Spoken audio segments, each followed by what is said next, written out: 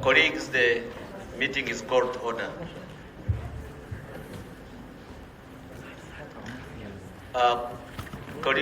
Dear colleagues, excellencies, ladies and gentlemen, let me take this opportunity to welcome you to our monthly Non-Aligned Movement Coordination Bureau meeting. I hope everybody is doing well since we last met. It's been non-stop, it's been busy. The world has changed since we last met, definitely. A lot is going on that affects the work of our movement. Colleagues, I will start by recognizing the new permanent representative since the last COP-NAM meeting. Azerbaijan, Ambassador, the new PR from Azerbaijan, Bangladesh, Ecuador, Gabon, Guatemala, India, Mauritius, Oman, Panama, Peru, Senegal, and Argentina. Dear colleagues, you're welcome to the Non-Aligned Movement Coordinating Bureau. This is your home, and we look forward to working with you in solidarity and friendship. Colleagues, I will give a few updates as communication from the chair. The first communication is that this year is very important for the movement. We will be having a mid-term ministerial meeting of our movement to take stock of what has gone on in the last year and a half since Uganda took over the chairmanship. And we'll be sending out a note today, if it's not yet out, tonight, on the proposed dates in August. We are proposing that senior officials preparatory meeting will be 19th, 20th August, and the ministers will meet from 21st, 22nd August, and that will be in Kampala, Uganda, which means we will not have, if these dates are confirmed by all of you, we will not have a NAM ministerial meeting in September on the sidelines of the UN General Assembly. Colleagues, of course, will have an outcome document, but I proposed, given the nature of the business here, our experts are very busy. I would recommend that on the last outcome document adopted by our heads of states, we will just have technical updates, which means we will only add things that are of a critical nature. I can think of the situation in the Middle East and other areas where we will minimize reopening the document. Because we'll have an opportunity to negotiate a new document later in the year, early next year, before the next summit and the ministerial meeting in Uzbekistan. That's when we'll really reopen the document. But for our ministers midterm, we'll just do a technical rollovers and open it in the critical areas. As I see the state of Palestine, point of order. Thank you very much, Mr. Chairman. We will be looking forward for your note and the details, but I just want to add that many things happened since we met last in our area that require, more than technical update to reflect many things, including what is happening on the ground and the agreement on the ceasefire, the stages, the implementation, the lack of it, the Arab summits, the declarations, the plan to reconstruct Gaza, and all these things. It will not be a technical update, it will be more substantive, and I hope that our colleagues and you would allow for updates of that kind and the role of the movement in these very difficult times. Thank you. Thank you. I really agree that on the Middle East, especially Palestine, it is more than the technical update. That's an area we have always agreed on to do more work, even in the summit. So we will be open to do precisely that, update the document significantly on that section. and any other section. But what I'm appealing to is that, because we don't want the negotiations to be dragged on, given the nature of the size of our document, we can do look at Palestine, because that's where really a lot has happened, and the role of the movement we've worked, and then we will take it on. And I'm open to suggestions as we go forward, and I think we will soon also give a calendar, timetable of negotiations, when we will start and finish here in New York. We'll negotiate here in New York and go to Kampala with our ministers ready to meet and adapt the outcome document for the midterm ministerial meeting. Another issue I wanted to put to your consideration is the priority of the movement this year is the Covenant on the Right to Development. As you all know, colleagues, Geneva adopted the Covenant on Right to Development, and they sent it to New York for negotiation and adoption. So some of our group of our experts have been meeting, and we are going to open up a meeting of experts next week. And we don't want to reopen the Covenant.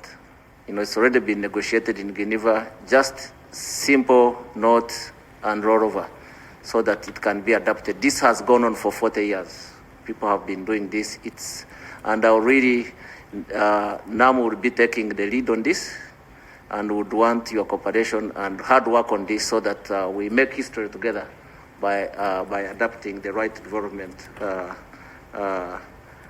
Covenant during this session, the 79th session. Because as you know, the PGA is from Cameroon, from our movement. Next year will be a different ballgame. If we miss an opportunity to adopt the convention this year, it will be more difficult next year with a different PGA. That is in short our communication, and we will go ahead and adopt the agenda which was distributed to all the delegations. I see no objection on the agenda. DRC, Democratic Republic of Congo, you have the floor. Thank you, Chair, for giving me the floor. I want just to remind that we as DRC, we sent a note verbal to Uganda as the chair of NAM, requesting to add an agenda item. So as of now, we didn't receive the answer from the Bureau. Yeah. Thank you very much. If you look at the agenda of today, the DRC agenda item is on the agenda for today. Yeah, we did include it on the agenda as requested by DRC. Yeah, it's on the agenda. Maybe my colleagues can give you the agenda. So we expect His Excellency Ambassador Zenon Mukongo to do a briefing on the ongoing security and humanitarian situation in the Eastern Democratic Republic of Congo. It's on the agenda.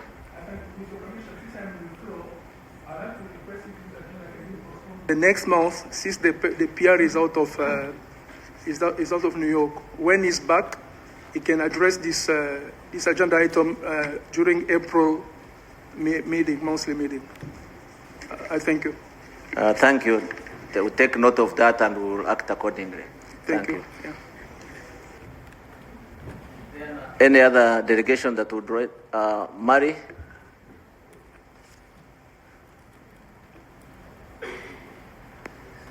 Merci, Monsieur le Président. There is no translation. I know you speak English, my brother. You speak English. I see them in the book. Oh, they're there.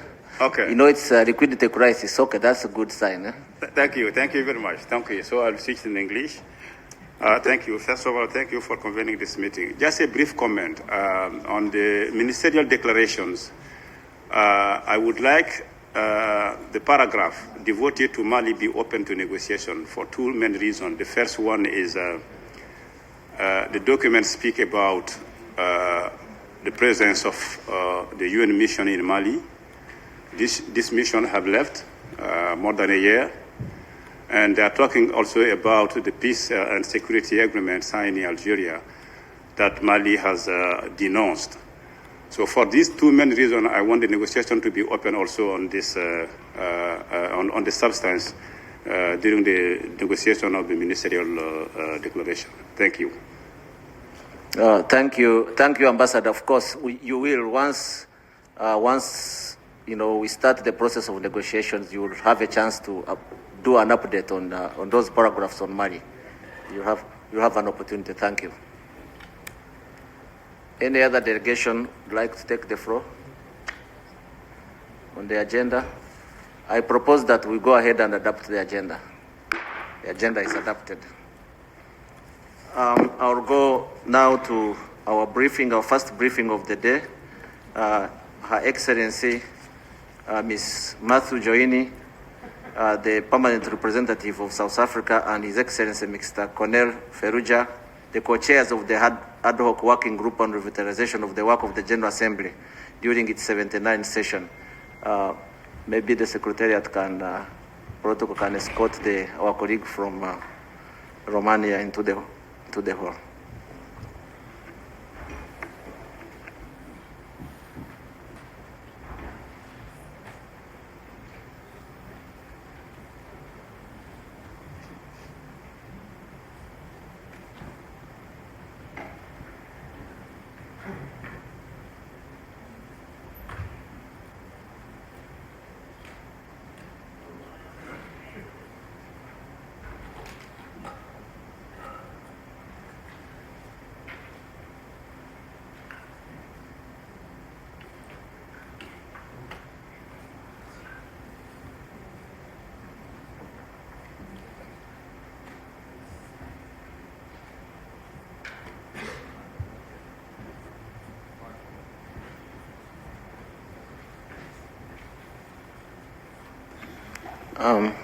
Let me welcome His Excellency Cornel Ferruja to our meeting, and Ambassador Joini. We look forward for your briefings, and you have the floor. Both of you have the floor.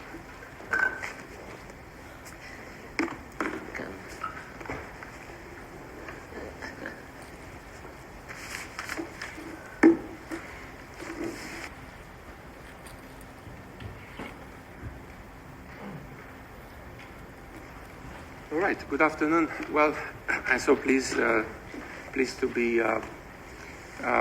back in a meeting room with our friends and partners from the non-aligned movement. And I think NAM has been playing an important role throughout the revitalization. The statements that we had in formal meetings and the important role that members of NAM are playing in different circumstances and instances is very much important. And as I look forward myself with Matu to the process that leads to this important resolution this summer, we will be indeed looking forward to working very closely with NAM. And this process is going to be probably, this session will be more operational than last year. And probably quite closely monitored by member states for several reasons. The first, I think, is linked to the role and authority of the General Assembly. And member states themselves, they acknowledged this important role of the General Assembly in different instances. And we could see that. We had important conversations in the past session on how important this role is and how we should reflect it in our work. And of course, there is also, in this context, this complementary role between the Security Council and the General Assembly on matters related to international peace and security. And I think what we heard in the conversation is strong support for this enhanced cooperation between the Security Council and the General Assembly. And the working methods of the process, we are all familiar with calls from member states to streamline and to make our work more efficient, to look at the increasing number of resolutions that we present in committees and then in the General Assembly, and whether there is room to make that work more effective for ourselves and also for our governments. And of course, there are calls, we heard them in several meetings, formal and informal meetings, on making some of the resolutions, biennial or triennial or quadrennial in some instances. And of course, this is something that we will indeed be looking forward to work with. There is an important effort and many words of support throughout the membership on strengthening the role of the Office of the President of the General Assembly. And we discussed this issue earlier this year in January with member states, with the President of the General Assembly as well. And I think there have been significant steps made in the past resolution 2 years ago. And we will have to make it in a way that we can advance this year as well on strengthening this important Office of the President of the General Assembly. And of course, the other reason why this process becomes quite attractive for many member states is linked to the fourth cluster, which we discussed with member states about two weeks ago, which is the selection criteria and the process for the Secretary General. And this resolution will have to include the parameters for the selection process for the next Secretary General when the process will be starting. The process will start actually at the beginning of the following session, that is by the end of this year somehow. And of course here there are different ideas and suggestions from member states. As we just celebrated today the International Women's Day in the General Assembly this morning, I think there are strong calls to make sure that the women will be the next Secretary General, and we'll have to see how we reflect that. There are strong appeals and insistence from member states to continue the effort to make the selection process more transparent and inclusive. And I think there is room, Matu and I are discussing to see how we can connect those dots. But this process that we are embarking on in consulting with you as well is not a formalistic effort. We're not taking a box. We discussed with NAM.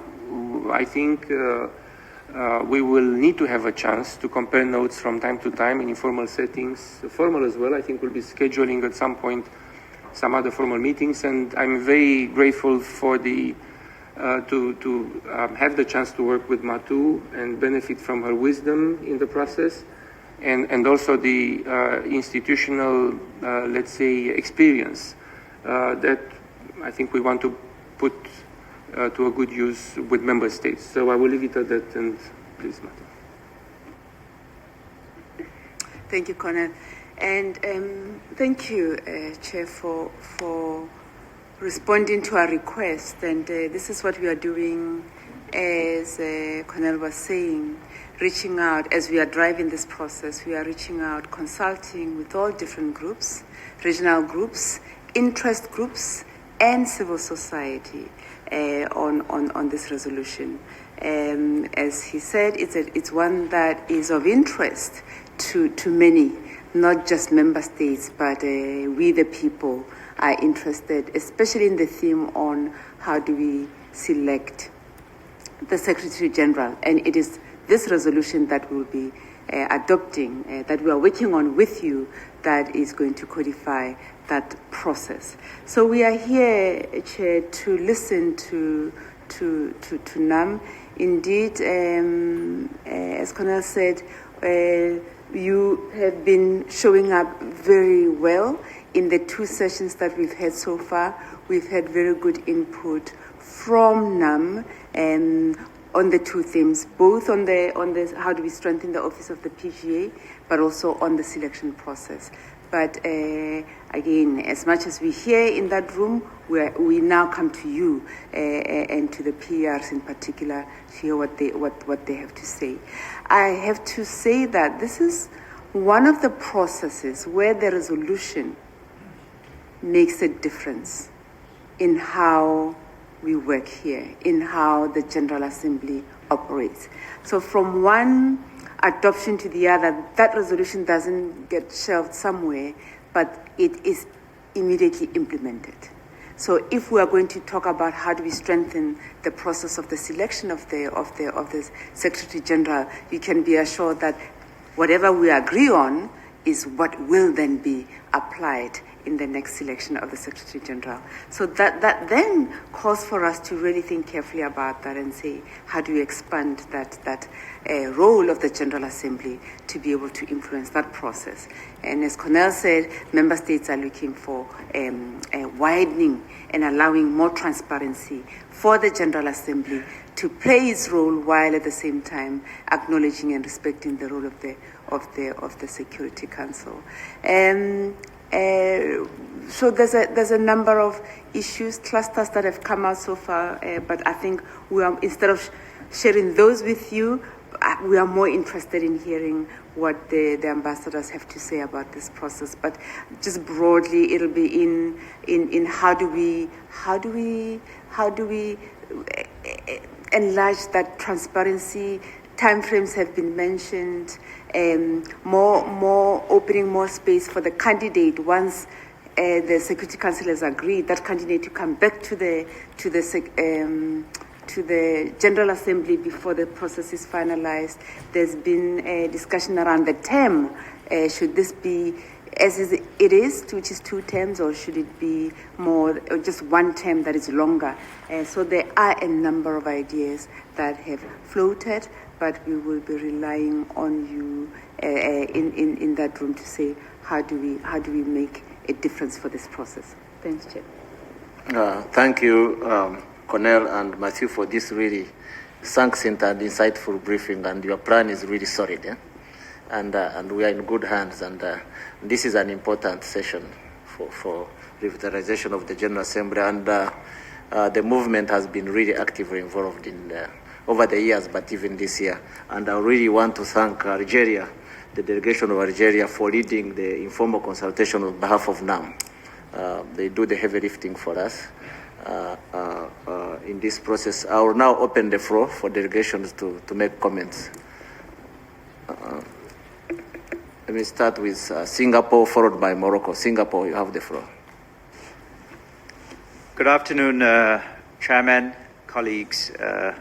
Thank you very much, Mr. Chairman, for convening this meeting, and also for inviting our 2 colleagues who are in charge of a very important process relating to General Assembly revitalization. Some very quick comments and reactions. First, I agree with both Ambassador Cornell Faruta and Mathu Joini that this revitalization process is a process that can make a difference and has made a difference. So I think it's really important that we all as a group take very active part in that. And in this regard, I too want to join you, Mr. Chairman, in recognizing the leadership and efforts of Algeria in leading our group and representing our views in this important process. Second, I really think that this revitalization process is at a crossroads, because we all know that there's going to be a lot of discussions about reforming and resizing the UN Secretariat and UN system. There is a liquidity crisis, but all of these should not lead to indiscriminate cuts, especially cuts or reforms that affects the interests of developing countries. So I think it's really important that there should be a lot of transparency, and we as a movement should be at the forefront advocating transparency in any changes to structures, institutions, mandates, etc. Thirdly, I would say that we should also take the lead in advocating for a greater effective functioning of the General Assembly. And the General Assembly is the universal body, and therefore revitalizing the work of the General Assembly serves all our interests. And in this regard, we have to keep an open mind to looking at the number of meetings, looking at the number of high-level events, looking at high-level week, and looking also at the number of resolutions adopted on an annual basis. So it is also important that we as a movement keep an open mind to to doing things differently in order to achieve effectiveness, but in full transparency, such that the interests of developing countries are not affected. The last point I would make is with regard to the process or procedure for the selection of the Secretary General, the next Secretary General. I think it's vitally important that the role of the General Assembly is not relegated to a rubber stamp mechanism, and it's therefore important that we have greater clarity of the process. We need to codify the process. We need to have a clear timeline as to when the process will begin and when the process will end. And we should have also opportunity for the General Assembly to meet with nominated candidates at least once. In fact, it might even be better to have 2 rounds of dialogues, because over the last exercise, which was done in 2016, there was a certain formality to the dialogues. It wasn't really interactive. So it may be worthwhile thinking of having a second round of informal interactive dialogues as well. I think as a group, we can also be open to the idea of a single mandate. The current mandate is for 5 years. We, as a delegation, as Singapore, would be open to the idea of a single mandate, whatever the length of the term, maybe 6 years, 7 years. And therefore, the selection of the Secretary General, in my view, will make a huge difference. We want a Secretary General who understands the needs and interests of our group, especially the interests of developing countries.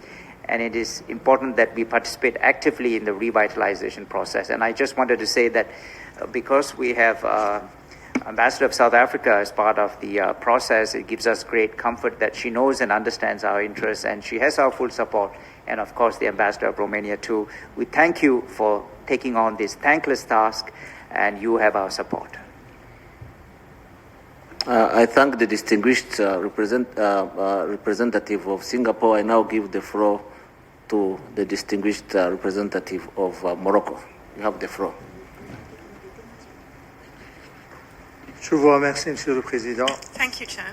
À mon tour, je voudrais tout d'abord souhaiter un bon Ramadan à tous les frères et sœurs musulmans de notre mouvement. Je voudrais souhaiter bienvenue à nos amis, nos collègues, l'ambassadeur Matu Joini, la représentante permanente de l'Afrique du Sud, et notre ami l'ambassadeur Cornel Perucha, le représentant permanent de la Roumanie, et les remercier de leur briefing. Nous apprécions les informations qu'ils ont bien voulu partager avec nous. À cette occasion, je voudrais formuler quelques observations à l'instar de mon collègue de Burhan. Premièrement, nous leur accordons beaucoup de confiance et nous les soutenons dans leur effort. Je pense que dans les temps qui courent, la confiance est très importante.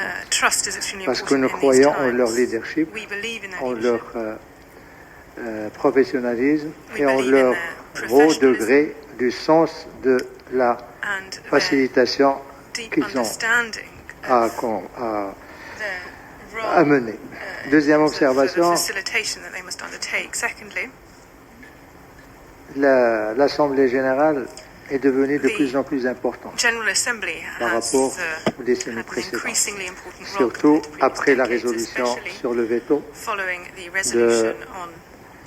du Conseil de sécurité. Elle est devenue également plus importante grâce ou à cause de la géopolitique dans le monde, notamment la guerre en Ukraine et la guerre contre le peuple palestinien à Gaza. D'où l'importance de veiller à ce que la réforme ou la revitalisation du travail de l'Assemblée générale soit accomplie le plus rapidement possible et d'une manière transparente, d'une manière inclusive et d'une manière qui soit aussi objective que, je dirais, ambitieuse. Je dis, le temps est très important. Et nous souhaitons qu'on ne passe pas énormément de réunions à répéter ce que nous avons dit jusqu'à maintenant, ou bien à exprimer davantage nos divergences que nos terrains d'entente. Nous espérons également qu'on se focalise sur les points qui posent problème ou qui ralontissent le travail de l'Assemblée générale. Et je donne un exemple. C'est la prolifération des résolutions. Il faut qu'une fois pour toutes, qu'on se mette d'accord sur un certain nombre de résolutions, qu'ils soient biannuelles ou triannuelles. Il faut qu'il y ait une certaine flexibilité de la part des États membres, mais également des organes, parce que parfois, le pays change de position dépendant est-ce qu'il préside un des organes de l'Assemblée générale ou bien l'ECOSOC. Et c'est malheureux. Nous espérons que la question de le nombre de résolutions, leur biannualité ou leur périodicité soit tranchée une fois pour toutes et que ça ne revienne pas comme le mythe du saisie. Chaque fois, on souligne cette question, mais on ne la règle pas. Deuxième point sur lequel je voudrais inviter davantage de réflexion, c'est les débats que nous avons. Durant toute l'année, il y a bien sûr le débat de haut niveau, mais il faut là également réduire le nombre de débats que nous avons tout au long de l'année, et dès le départ, le président, en coordination, bien au sein du comité plénier, se met d'accord sur un certain nombre de débats limités et qu'on ne soit pas surpris par des points qui sont ajoutés au fur et à mesure ou des débats qui sont ajoutés au fur et à mesure. Le troisième point que je voudrais souligner également, c'est l'autonomie en termes de ressources financières et ressources de support financier, pas de ressources, et de ressources humaines de la présidence de l'Assemblée générale. Jusqu'à maintenant, l'Assemblée générale, et c'est ce que nous n'avons jamais cessé de répéter. Chaque fois, c'est la même chose. Il faut que le bureau de la présidence soit doté d'un staff professionnel qui soit là tout le temps parce qu'ils sont la mémoire institutionnelle. Il faut également qu'il y ait un budget adéquat au lieu de dépendre des dotations ou des contributions volontaires des États membres. Dernière observation, je voudrais dire que je serai d'accord avec mon frère ambassadeur Burhan pour qu'il y ait davantage d'échanges avec les candidats au poste de secrétaire général. Il faut qu'on se donne le temps. Revenir éventuellement à un deuxième tour de discussion afin d'approfondir la compréhension de leur vision et de leur agenda pour le mandat qu'ils se proposent d'accomplir. Je ne dirai pas assez que nous souhaitons qu'il y ait une femme qui soit élue. Il ne faut pas que les divergences politiques empêchent le choix d'une femme, mais si il y a davantage ou bien un support large des membres des Nations Unies, plus particulièrement, moi je parle ici dans l'enceinte des non-alignés, s'il y a un message très fort chaque fois à répéter, et que les autres pays, ceux qui ont la possibilité de bloquer ou de permettre le choix porté sur une femme, je pense que ça serait en cette journée internationale où nous célébrons la femme en quelque sorte.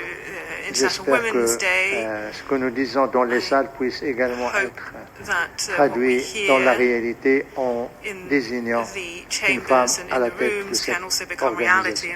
Voilà ce que je tiens à dire, Monsieur le Président, et encore une fois, merci à vous, Monsieur le Président, pour votre leadership. Et merci à nos deux collègues à qui je voudrais renouveler notre soutien et notre appui dans vos efforts. I thank the distinguished representative of Morocco. I now give the floor to the representative of Cuba. You have the floor. Estimado embajador Adonia, muchas gracias por ofrecerme la palabra. Esta es mi primera vez de dirigirme a nuestro movimiento en esta reunión de coordinación. Soy la nueva embajadora alterna de Cuba y estoy a la disposición de los países miembros de nuestro movimiento para continuar trabajando de manera unida, cohesionada y siempre llegar a buen puerto en defensa siempre de nuestras posiciones y principios. Agradezco a los cofacilitadores de este importante proceso por el informe muy valioso que nos han presentado. Sus perspectivas son extremadamente relevantes. Pueden contar con nuestro apoyo para seguir por el buen camino de este proceso y quisiera resaltar algunas cuestiones ya en capacidad nacional. Este proceso debe ser conducido, como hemos dicho otras veces, de forma inclusiva, transparente y eficaz, teniendo en cuenta que se trata de un proceso dirigido a fortalecer el rol de la Asamblea General, principal órgano deliberativo, como ha dicho el distinguido representante de Singapur, y de formulación de políticas de las Naciones Unidas. Pensamos que revitalizar sus labores no debe conducir a una reinterpretación de los mandatos y funciones de la Asamblea ni de sus comisiones principales. No nos oponemos para nada a la racionalización de los trabajos de la Asamblea. Estamos abiertos a trabajar en ese sentido con toda la membresía, siempre bajo la conducción de los Estados miembros y tomando siempre las debidas preocupaciones de todos en cuenta. Cualquier iniciativa relacionada con el uso de las tecnologías de la información y las comunicaciones en las labores de la Asamblea debe garantizar su utilización adecuada y el estricto cumplimiento de los procedimientos y reglamentos de la Asamblea, así como la participación plena y en igualdad de condiciones de todos sus miembros. Estaremos muy atentos a las cuestiones que ambos cofacilitadores nos han puesto como las más relevantes, a saber, el apoyo a la oficina del presidente de la Asamblea General. Nuestro país ya ha reiterado en varias ocasiones su posición al respecto. Y el otro tema sobre la elección del secretario general y el número de mandatos, etcétera. Estaremos muy atentos a cómo evoluciona ese tema y, por supuesto, participaremos con posiciones constructivas, siempre acompañando el consenso y que lo que decida, por supuesto, la mayoría de los Estados miembros, pero muy particularmente las posiciones que adopte nuestro grupo de trabajo del movimiento de países no alineados. Les reitero nuestra voluntad a ambos cofacilitadores para llevar el proceso a buen puerto y les deseo muchos éxitos. Gracias. Thank you. I thank the representative of Cuba and welcome to the group. I now give the floor to the distinguished representative of Zimbabwe. You have the floor. Thank you, Chair. I wish to thank Ambassador Joini and Ambassador Feruta for the briefing on the work of the ad hoc working group on the revitalization of the work of the General Assembly. We commend you for the diligent manner in which you have coordinated the business of the ad hoc working group, and Zimbabwe wishes to assure you of its full support. It's our view that revitalizing the General Assembly as the most representative organ of the United Nations is an integral part of the process of reforming the United Nations. We must continue to advocate for sustainable, predictable funding for the office of the President of the General Assembly, as well as the institutionalization of the handover-takeover process of the current and incoming President. We note that in the last thematic debate, Member States did not receive a briefing on the selection and appointment of the Secretary General and other executive heads, and we welcome the assurance by the co-chairs that they will update us on developments in that regard. At the same time, we are encouraged by our unified support for enhancing the role of the General Assembly in the selection and appointment process. We reiterate the call for Member States to sustain action on this very important aspect and on the need for equitable geographic distribution of posts and gender balance in the appointment of other executive heads. We look forward to a substantive, action-oriented resolution and reiterate our readiness to fully and constructively participate in the negotiations. And in conclusion, it is vital that the non-aligned movement speaks with one voice in advocating for the implementation of measures that reflect our aspirations for an effective and efficient General Assembly. The Ward looks to the General Assembly to take the lead in addressing pressing global issues. Let us utilize our numerical advantage to actively take part in the revitalization process and render full support to the co-chairs as they lead this process. Thank you. I thank the representative of Zimbabwe. I now give the floor to the representative of Indonesia. You have the floor. Thank you very much, Mr. Chair, and I thank Ambassador Matu and Ambassador Cornell, co-chairs of the ad hoc working group, for their briefing and insights. Indonesia welcomes the progress of the work of the ad hoc working group for this session. We note that the ad hoc working group has facilitated 2 thematic debates of issues on particular importance, namely the strengthening of OPGA and the selection and appointment of the UNSG and other UN executive heads. Lots of important points have been raised by other delegates, so allow me just to underline very quickly 2 points. First, Indonesia sees GA revitalization as a key pillar to multilateral reform. We strongly believe that revitalizing the GA is essential, will be the enabler for broader UN reform and contribute significantly to a more robust and effective multilateral system, particularly in response to the often ineffective Security Council. And therefore, we believe that the working group must facilitate effective implementation of the Pact for the Future, which is our roadmap for multilateral reform, and we must bring particularly Action 42 of the Pact into fruition. And second, on gender equality, and as we are commemorating the International Women's Day tomorrow with commemorative event earlier this morning, it is Indonesia's strong desire to encourage women candidates and election for both the President of the General Assembly, the incoming President, as well as the incoming Secretary General. Thank you very much. I thank the representative of Indonesia. I now give the floor to the representative of Angola. You have the floor. Thank you, Mr. Chair, for the floor. I'd like to thank the co-chair, our dear sister, Ambassador Matu Joini and Ambassador Cornel Fairuta, for the important briefing that you just provided to us. Just 2 or 3 quick notes, Chair. We highly value the role of the ad hoc working group in asserting the role and authority of the General Assembly in this current complex situation. And GA has already played a very leading role in terms of positioning itself as a relevant body in the UN context. We may recall the introduction of the interactive dialogue with SG and PGA candidates, and also the way they present their vision statement and allow the interaction with member states.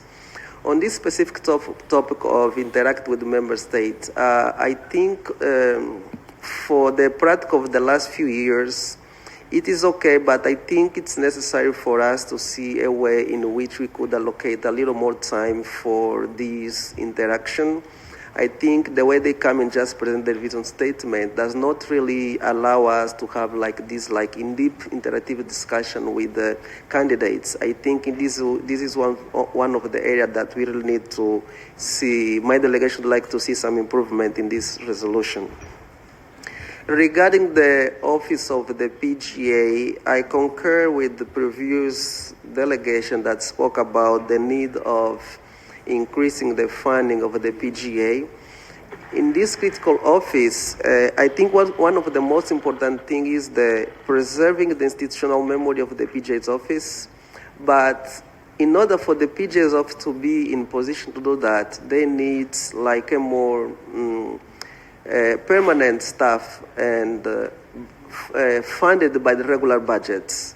The way the office functions on base of the secondment with the member state, it's okay, but we think it's really necessary for us as member state to push that the PGA's office has more permanent staff funded by the regular budgets. Third topic is regarding the selection and appointment of the Secretary General and other executive heads of the UN. We remain highly confident that transparency, democracy, gender balance, and inclusivity of all member states is the best way to move forward. On the mandate, while respecting the view of the idea of having a one longer-term mandate, we still feel that maintaining the two terms mandate the way we have it today might be more beneficial for the member state, since it provides us the possibility to have a mid-term assessment of the performance of the Secretary General. And then if we don't like him, we can, fire him and have another one for the second term.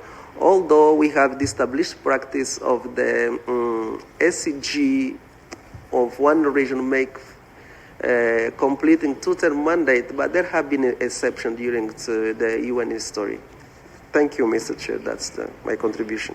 I thank the representative of Angola. I now give the floor to the representative of Rwanda.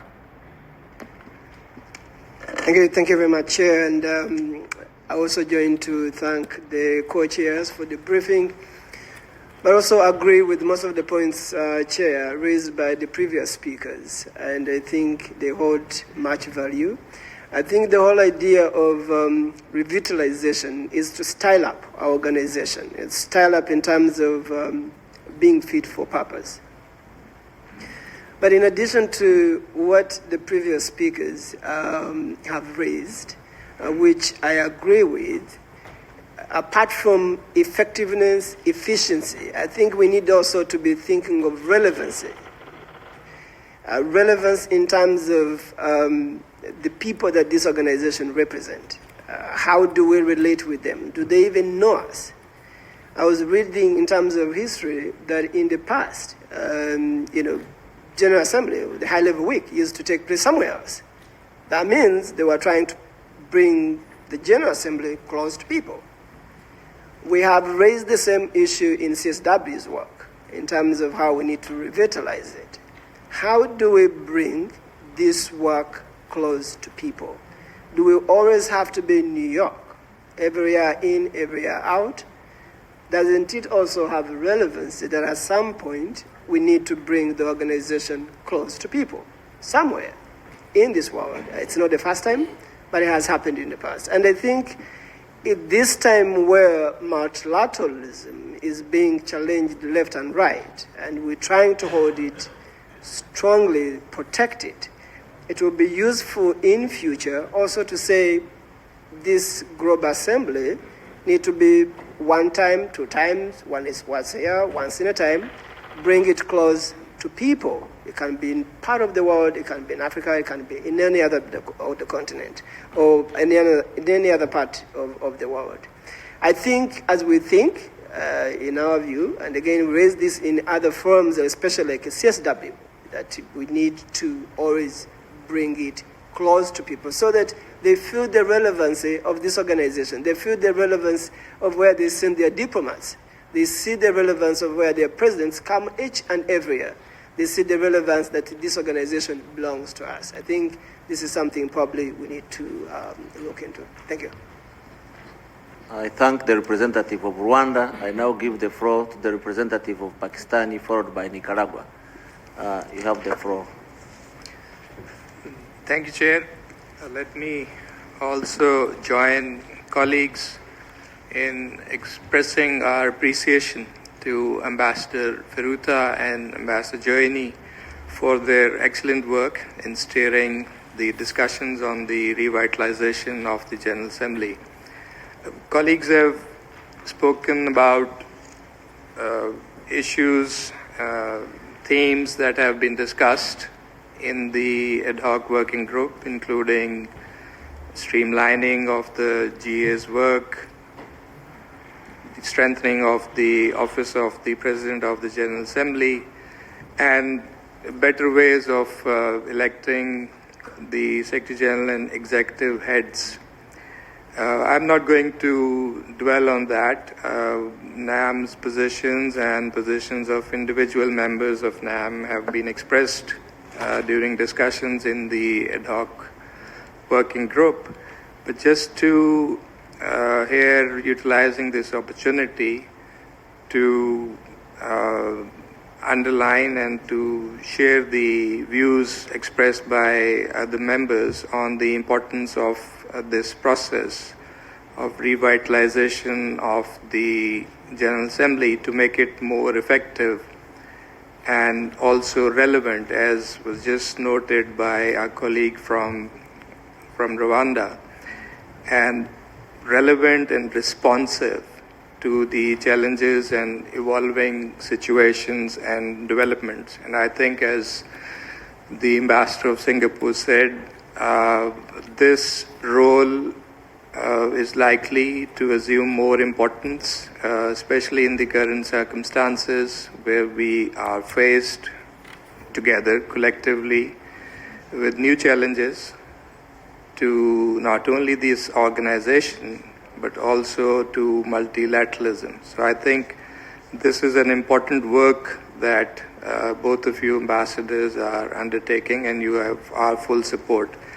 I think this is also an opportunity for us to ensure that through the debates and decisions of the General Assembly, we can ensure that the priorities and interests of the majority of the membership, including the developing countries, are safeguarded and advanced.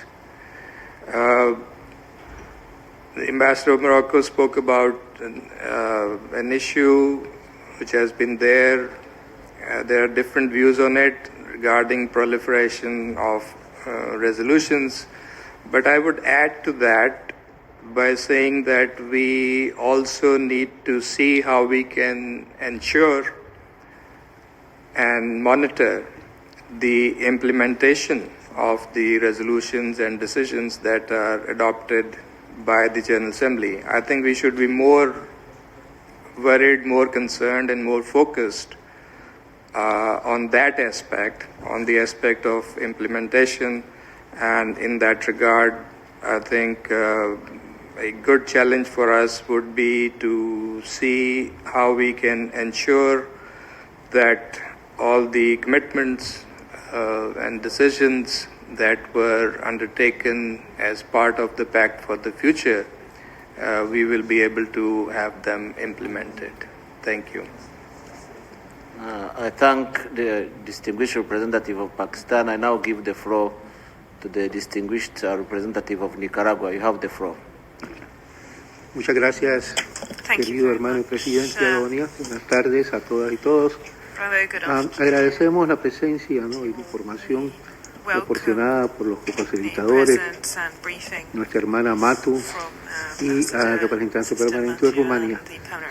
Vamos a tratar de ser cortos y breves en ciertas reflexiones, porque consideramos, como dijo nuestro hermano Ian Golan, que se requiere mucho más tiempo para discutir con mayor profundidad entre movimientos diferentes temas que se han abordado en la tarde de hoy.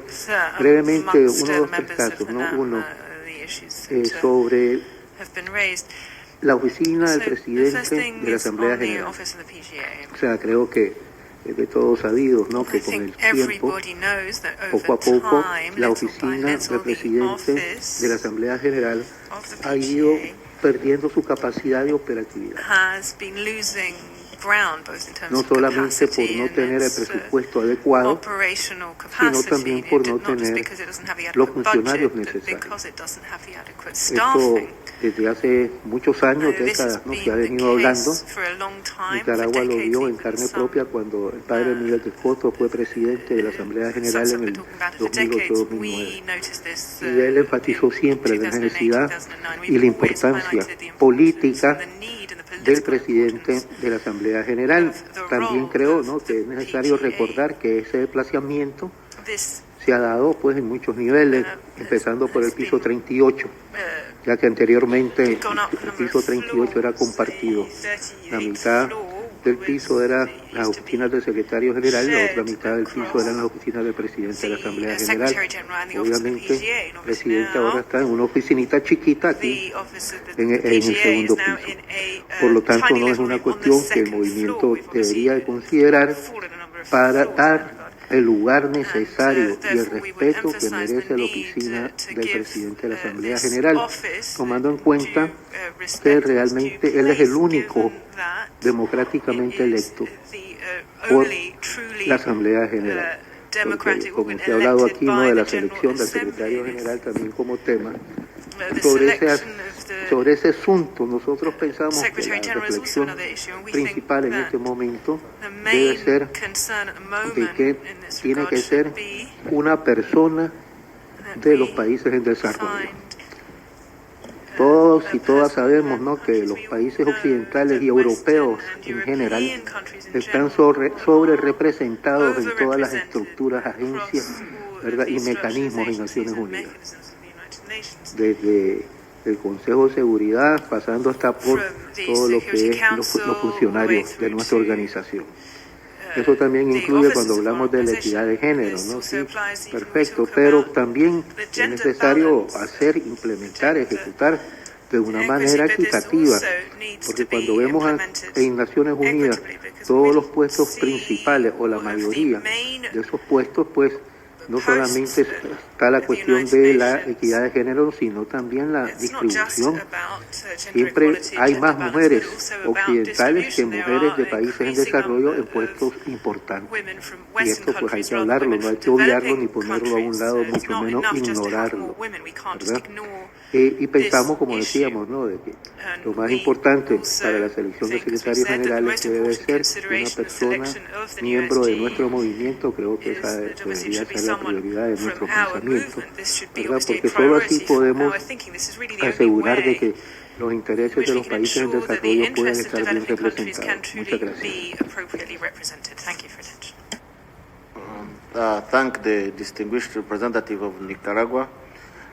Who is the last speaker on this agenda item? I will now give the floor to our distinguished co-chairs for a few remarks.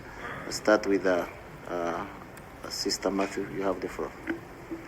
Thank you very much, Chair. I really want to express our sincere appreciation to the comments that we've had. This discussion has been rich.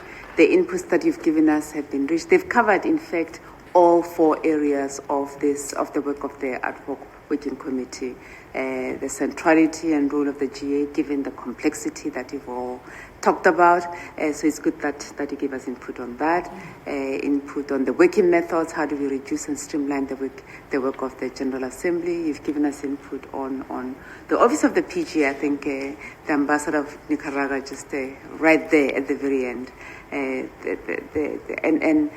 really resourcing that office, given the role that we now see that office play, has become clear from member states. That's the input we are receiving. And of course, lastly, you've given us some thoughts on the selection process.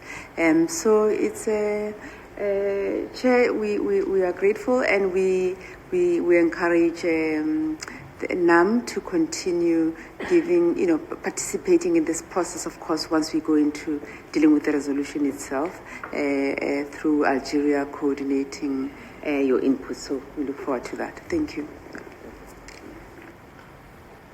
Thank you very much, Mr. Chairman. Well, I would call this a very a good quality dialogue, that's what we had here. And I'm also very grateful for the input, but also very grateful for the strong support that you expressed for the work that we're undertaking, acknowledging exactly that this is a joint mission we all have as member states. And I liked how this was described as this process being a key pillar of the multilateral reform. And it is true at the end of the day. How to strengthen the relevance as well for the capitals, for the public opinion in general, and how to streamline our work is not just a bureaucratic and institutional effort. Is something that serves the substance of our work here. So I'm very, there were so important ideas that you put on the table, and I'm very glad that this goes somehow a step ahead of what we've heard in the working group itself, it means that actually we are getting to the point where the process is mature enough to try to take forward ideas that would garner the support of the member states and some others that will still need to be refined. The fact that you covered all the pillars, it's very much important.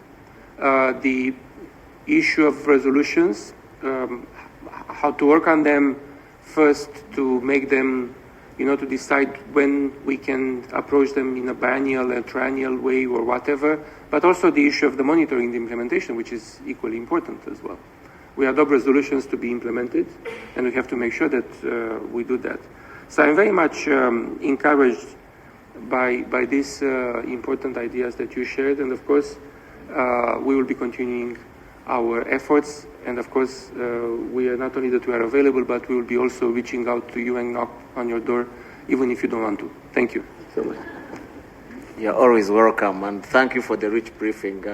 We'll pause briefly to see of our visitors.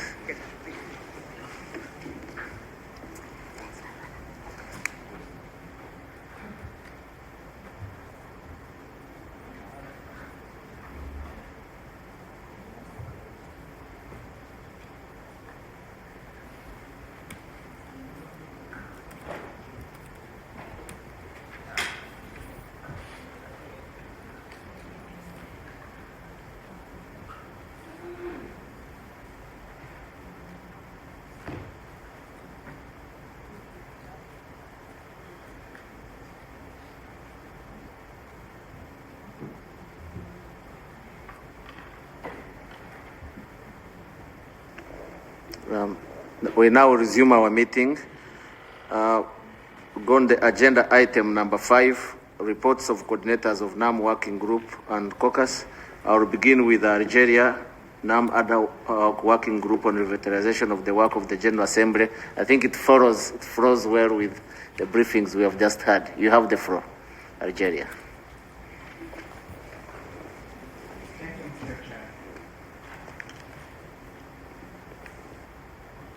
Thank you, Mr. Chair. At the outset, let me express to you, Excellency, and to all members of the delegation of the Republic of Uganda, as the chair of the Coordinating Bureau of the NAM, our deep appreciation and commend your leadership and the continued efforts to strengthen the positions expressed by our movement regarding different and important issues. The briefing of my delegation is related to the activities of the NAM Working Group on the revitalization of the work of the GA. In all those meetings of Ad Hoc Working Group, we reiterated our principled positions, reaffirmed our commitment to continue contributing effectively and constructively to the work of the Ad Hoc Working Group, reiterated our standing readiness to cooperate with the co-chairs, with the PGA, as well as with the Secretary General, to continue supporting all ongoing efforts to strengthen the central role and authority of the GA as the chief deliberative policy-making organ. Indeed, since our last report on August 2024, the NAM has delivered 3 statements. The first one at the UNGA plenary meeting, joint debate on the implementation of the resolution of the United Nations and the revitalization of the work of the GA, held on 4th November 2024. During this meeting, the NAM reaffirmed that the revitalization of the GA is indeed a critical component of the comprehensive reform of the UN system, improving global governance and reinvigorating multilateralism. Underlines the importance of the revitalization of the work of the GA as a political process rather than a procedural matter, aiming mainly at strengthening the role of the GA as the chief deliberative, policy-making, and representative organ of the UN. It should therefore be conducted in an inclusive, transparent, and efficient manner. Consider it important to acknowledge the building on previous achievements of all resolutions of the GA on the revitalization of its work contributed to enhancing of its role, authority, efficiency, and effectiveness. The second statement, at the third thematic debate of the ad hoc working group on 23rd January 2025, which is dedicated to the strengthening the accountability, transparency, and institutional memory of the Office of the President of the General Assembly. During this meeting, the NAM notes with concern that the budget of the PGA office has remained unchanged, and the amount allocated in the context of the United Nations program budget is insufficient. Underlines the need for the assignment of additional posts to the Office of the PGA. Express its support for an effective and genuine strengthening of the institutional memory of the OPGA, as well as for the allocation of this office of sufficient human and financial resources on a permanent basis, the United Nations regular budget. Request the Secretary General to report to the ad hoc working group at the next session of the General Assembly on sources of the funding and staffing of the OPGA, including on any technical, logistical, protocol-related or financial questions, and for more clarification on the budgetary basis for the provision of such support by the Secretariat. Encourages the PGA to continue improving the digital publication of documents related to the revitalization of the work of the UNGA and the activities of the office. The last statement during the fourth thematic debate, which is dedicated to the selection and appointment of the Secretary General, held on 20 February 2025, the NAM reiterates that the process should be carried out in full compliance with the General Assembly mandate, consistent with Article 97 of the UN Charter and the relevant and consensual GA resolutions. Continues to strongly advocate its improvement guided by the principles of the transparency, democracy, and inclusivity to all member states, which ensure an effective and efficient participant of the General Assembly in this process. Reaffirms the need to provide the process of SG selection with clear timelines based on the relevant GA resolutions, including for publishing the joint letter containing the submission of candidates. Encourages the PGA to continue to hold timely informal dialogue with candidates. Welcome further discussion in ad hoc working group of all the options regarding the duration of appointment and renewability of the term of the Office of the Secretary General, as well as on the desirability of having the Security Council consider putting forward more than one candidate to the GA for Secretary General appointments. Encourages further openness during the selection and appointment process of the Secretary General. Invites the President of the Security Council to inform in timely manner and with priority to Member States of result of straw polls. Notes with concern that regional and geographical balance has not yet been reached in the appointment and selection of the executive heads of the UN system. Reiterates our request to the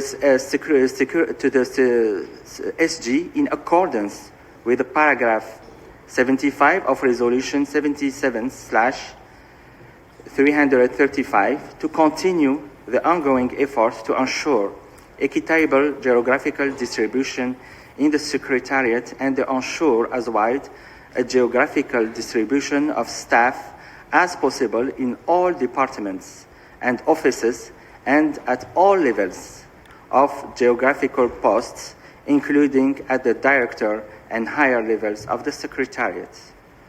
In conclusion, Mr. Chair, with the view of the forthcoming negotiation of the resolution on the revitalization of the work of the General Assembly, we insisted on the need for our group to see all members ensuring regular participation in our different preparatory meetings in order to make the voice, unique voice of our group heard and respected.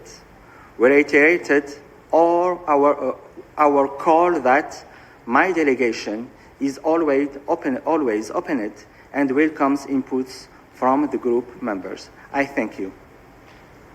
I thank the distinguished representative of Algeria for his briefing. I now give the floor to the distinguished representative of Iran on the Working Group on Legal Matters. You have the floor.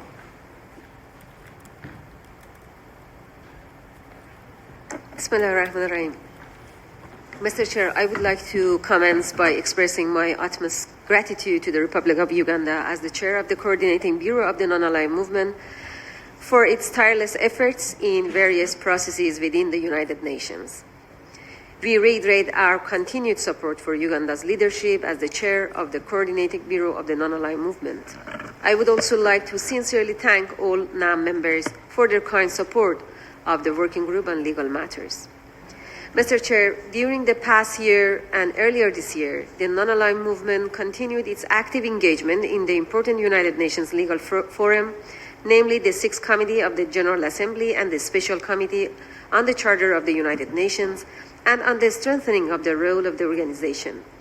I would like to provide a brief overview of the work of the Working Group on Legal Matters in this area.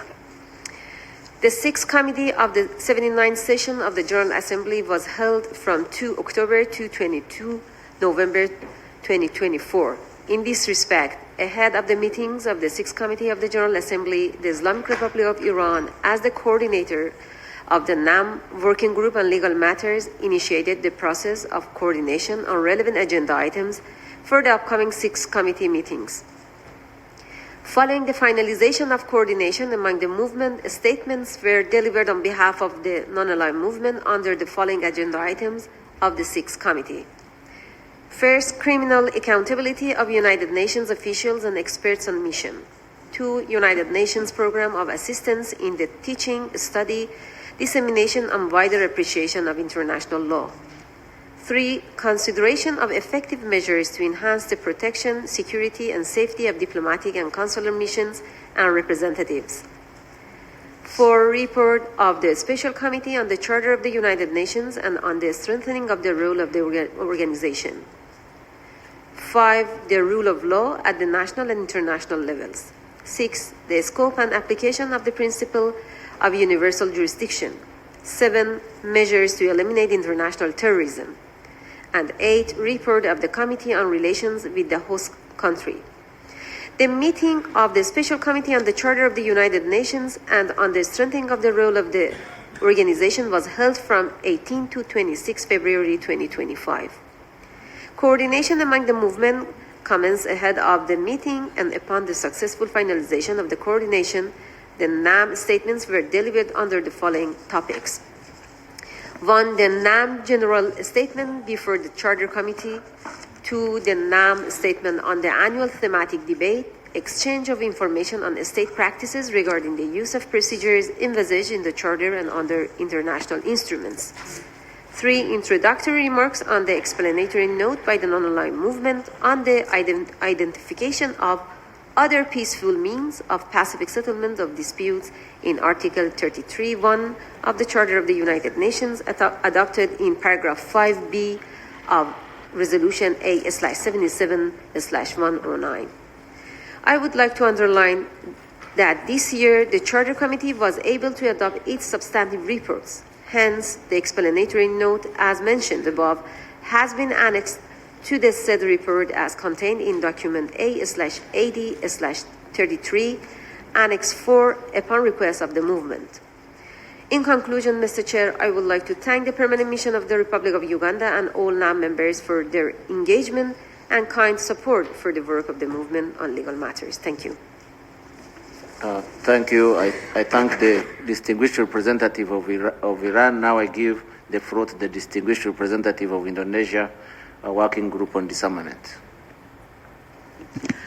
Thank you very much, Mr. Chair, and allow me to start by thanking you for your leadership of our group. Mr. Chair, since the start of the year, we have convened back-to-back coordination meetings on January 31st at the Indonesian mission. At the first meeting, we discussed key disarmament-related events on this year's calendar with the NAM member states, including preparations for the 10th substantive session of the OEWG on ICT security, which serves as a crucial stepping stone ahead of the discussion on the final report scheduled for July 2025 this year, and the continuation of the UN Disarmament Commission scheduled for April 2025, which is on its second year of a 3-year cycle. At the second meeting, we discussed with the non-aligned state parties to the NPT, which includes the NAM observer states, the preparation for the third NPT Preparatory Committee meeting, or PrepCom. In this regard, NAM must work diligently to support our fellow NAM member, Ghana, as chair of the third NPT PrepCom in achieving a success PrepCom at this session. We will coordinate the drafting of statements for general statements and cluster statements, as well as the preparation of several working papers. As coordinator, Indonesia looks forward to continued cooperation and collaboration from fellow NAM members. We extend our deepest appreciation again to you, Chair, and your team, as well as to all member states for their constructive contribution in advancing the work of the NAM Working Group on Disarmament. Thank you. I thank the distinguished representative of Indonesia. I now give the floor to the distinguished representative of Egypt on the working group on the question of equitable representation on and increase in the membership of the Security Council. You have the floor, Egypt. Thank you, Mr. Chair, and good afternoon to Your Excellency and distinguished PRs and distinguished colleagues. I'm delivering this briefing in my delegation's capacity as the coordinator of NAM working group on the question of the equitable representation on an increase in the membership of the Security Council and other matters related to the Council. And since our last briefing to the meeting, the following updates have taken place. On 14 October 2024, the IGN co-chairs hosted an informal back-to-work discussion on the work of the negotiations during the 79th session. On 13 October 2024, the IGN co-chairs circulated a roadmap for the 79th session, and they updated it with another roadmap circulated on 19 December. The roadmap for this session includes plenary IGN meetings, as well as running through May 2025, in addition to informal meetings, Taxel talks. The first IGN plenary convened on the 19th and 21st of November 2024, and they focused on the categories of membership, and they had a discussion on the updated reform model submitted by Liechtenstein. The second IGN plenary was held at 21 and 22 January and focused on the V2, while the third plenary was held on 27 February, this last February, and focused on the working methods of the Council. The next meeting of the IGN is scheduled to take place on 18 and 19 March, and it will focus on the size and of the future of the Council, and most likely on the reform model submitted by CARICOM. Following the departure of His Excellency the PR of Austria, the co-chair of the IGN, the president of the GA, circulated a letter on 4 March 2025 informing that the PR of Kuwait will continue as the sole chair of the IGN for the remainder of this session. Mr. Chair, in our capacity as the coordinator of the NAM working group on this question, we are committed to following up on this matter and reporting back to the next meeting. Thank you. I thank the distinguished representative of Egypt. I now give the floor to the distinguished representative of Cuba on the NAM Working Group on Human Rights. Muchas gracias, estimado embajador Adonio. Agradezco también los informes de nuestros colegas a cargo de grupos de trabajo sobre diversos sectores por su explicación exhaustiva y muy relevante. Teniendo en cuenta la fecha de la última reunión de nuestro Buró de Coordinación, quisiera presentarles un breve informe sobre las actividades del Grupo de Trabajo sobre Derechos Humanos de nuestro movimiento en la Tercera Comisión durante el 79 periodo de sesiones. No sin antes agradecer a toda la membresía por su continuo apoyo en esta tarea que asumimos con gran responsabilidad y compromiso con las prioridades y posiciones tradicionales de nuestro movimiento. De acuerdo con la práctica y mandatos, incluido en documento final de Kampala de la 19 Cumbre del Movimiento, durante la 79 años, el MNOAL presentó 3 proyectos de resolución tradicionales en la Tercera Comisión, a saber, fortalecimiento de la cooperación internacional en la esfera de los derechos humanos y medidas coercitivas unilaterales y el derecho al desarrollo. Las 3 resoluciones del NAM fueron adoptadas con éxito, tanto en la Tercera Comisión como en el plenario de la Asamblea. Permítame destacar algunos elementos de cada una de estas resoluciones. La resolución anual titulada Fortalecimiento de la Cooperación Internacional en la Esfera de los Derechos Humanos se adoptó nuevamente por consenso. Se realizó principalmente una actualización técnica de la resolución que había sido previamente adoptada en el 2023. En total, la resolución contó con 124 copatrocinadores. La resolución anual titulada Derechos Humanos y Medidas Coercitivas Unilaterales se adoptó nuevamente por votación registrada a solicitud de la delegación de los Estados Unidos. La resolución introdujo un cambio en el párrafo operativo 3 en consonancia con los lenguajes más recientes incluidos en la resolución gemela adoptada por el Consejo de Derechos Humanos. Como en las últimas sesiones, además de los Estados miembros del NAM, la resolución fue copatrocinada por China y Rusia. En total contó con 123 copatrocinadores. Por otro lado, la resolución anual titulada Derecho al Desarrollo se adoptó nuevamente por votación registrada a solicitud de la delegación de los Estados Unidos. Entre las resoluciones del MNOAL, esta fue la que recibió mayor atención por parte de los socios negociadores. Como ocurrió en las últimas sesiones, además de los Estados miembros del NAM, la resolución fue copatrocinada por China. En total contó con 122 copatrocinadores. El cambio principal introducido en este año en esta resolución fue la adición de un párrafo operativo para establecer un mandato para celebrar una reunión de alto nivel durante el segmento de alto nivel del 81 periodo de sesiones de la Asamblea en septiembre del 2026 para conmemorar el 40º aniversario de la adopción de la Declaración sobre el Derecho al Desarrollo. Según lo acordado en nuestra última reunión de embajadores del movimiento, la resolución no introdujo ningún cambio con respecto al párrafo operativo 7 de la resolución 78/203, que tomó nota de la decisión del Consejo de Derechos Humanos de presentar a la Asamblea General el proyecto de Pacto Internacional sobre el Derecho al Desarrollo para su examen, negociación y posterior adopción.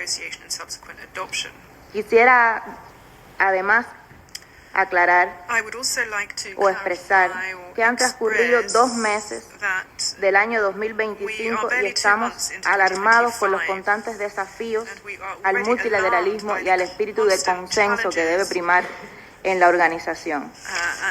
Este año, durante la 80 Asamblea General, Cuba tendrá el honor de coordinar en nombre del movimiento 5 proyectos de resolución en el marco de la Tercera Comisión. Desde este momento expresamos nuestra voluntad de continuar defendiendo las posiciones del movimiento y sus aspiraciones en estos temas de gran interés para nuestros países. Ante este desafiante escenario, Es fundamental, lo hemos dicho en otros momentos, que nuestro movimiento permanezca unido en la defensa de sus principios y posiciones tradicionales, y sé que nuevamente Cuba contará con el apoyo de toda la membresía. Le agradezco. I thank the distinguished representative of Cuba. I now give the floor to the distinguished representative of Bangladesh, NAM Caucus on Peace Building. You have the floor. Thank you, Mr. Chair. I wish to begin by commending your excellent leadership in the work of the NAM Coordinating Bureau. In our capacity as coordinator of the NAM in the Peace Building Commission, I'm pleased to report on these activities. Mr. Chair, from 16 August 2024 to till today, PBC held 1 ministerial level meeting and 10 ambassador level meetings, including a meeting of the organizational committee to elect the Bureau for 2025 and 2 meetings of country configurations. I'll touch upon briefly on those meetings. On 26 September 2024, at the ministerial level meeting, the PBC discussed perspectives and priorities for the upcoming 2025 peacebuilding architecture review. Member states exchanged views on expectations, opportunities, and challenges regarding the review process, reaffirming their commitment to active participation. Many delegations highlighted the importance of conflict prevention, effective investments and cost-saving measures, as well as promoting the participation of women and youth. On 30th January 2025, at the 19th session of the Organizational Committee at ambassadorial level, the member states elected Germany as chair for 2025.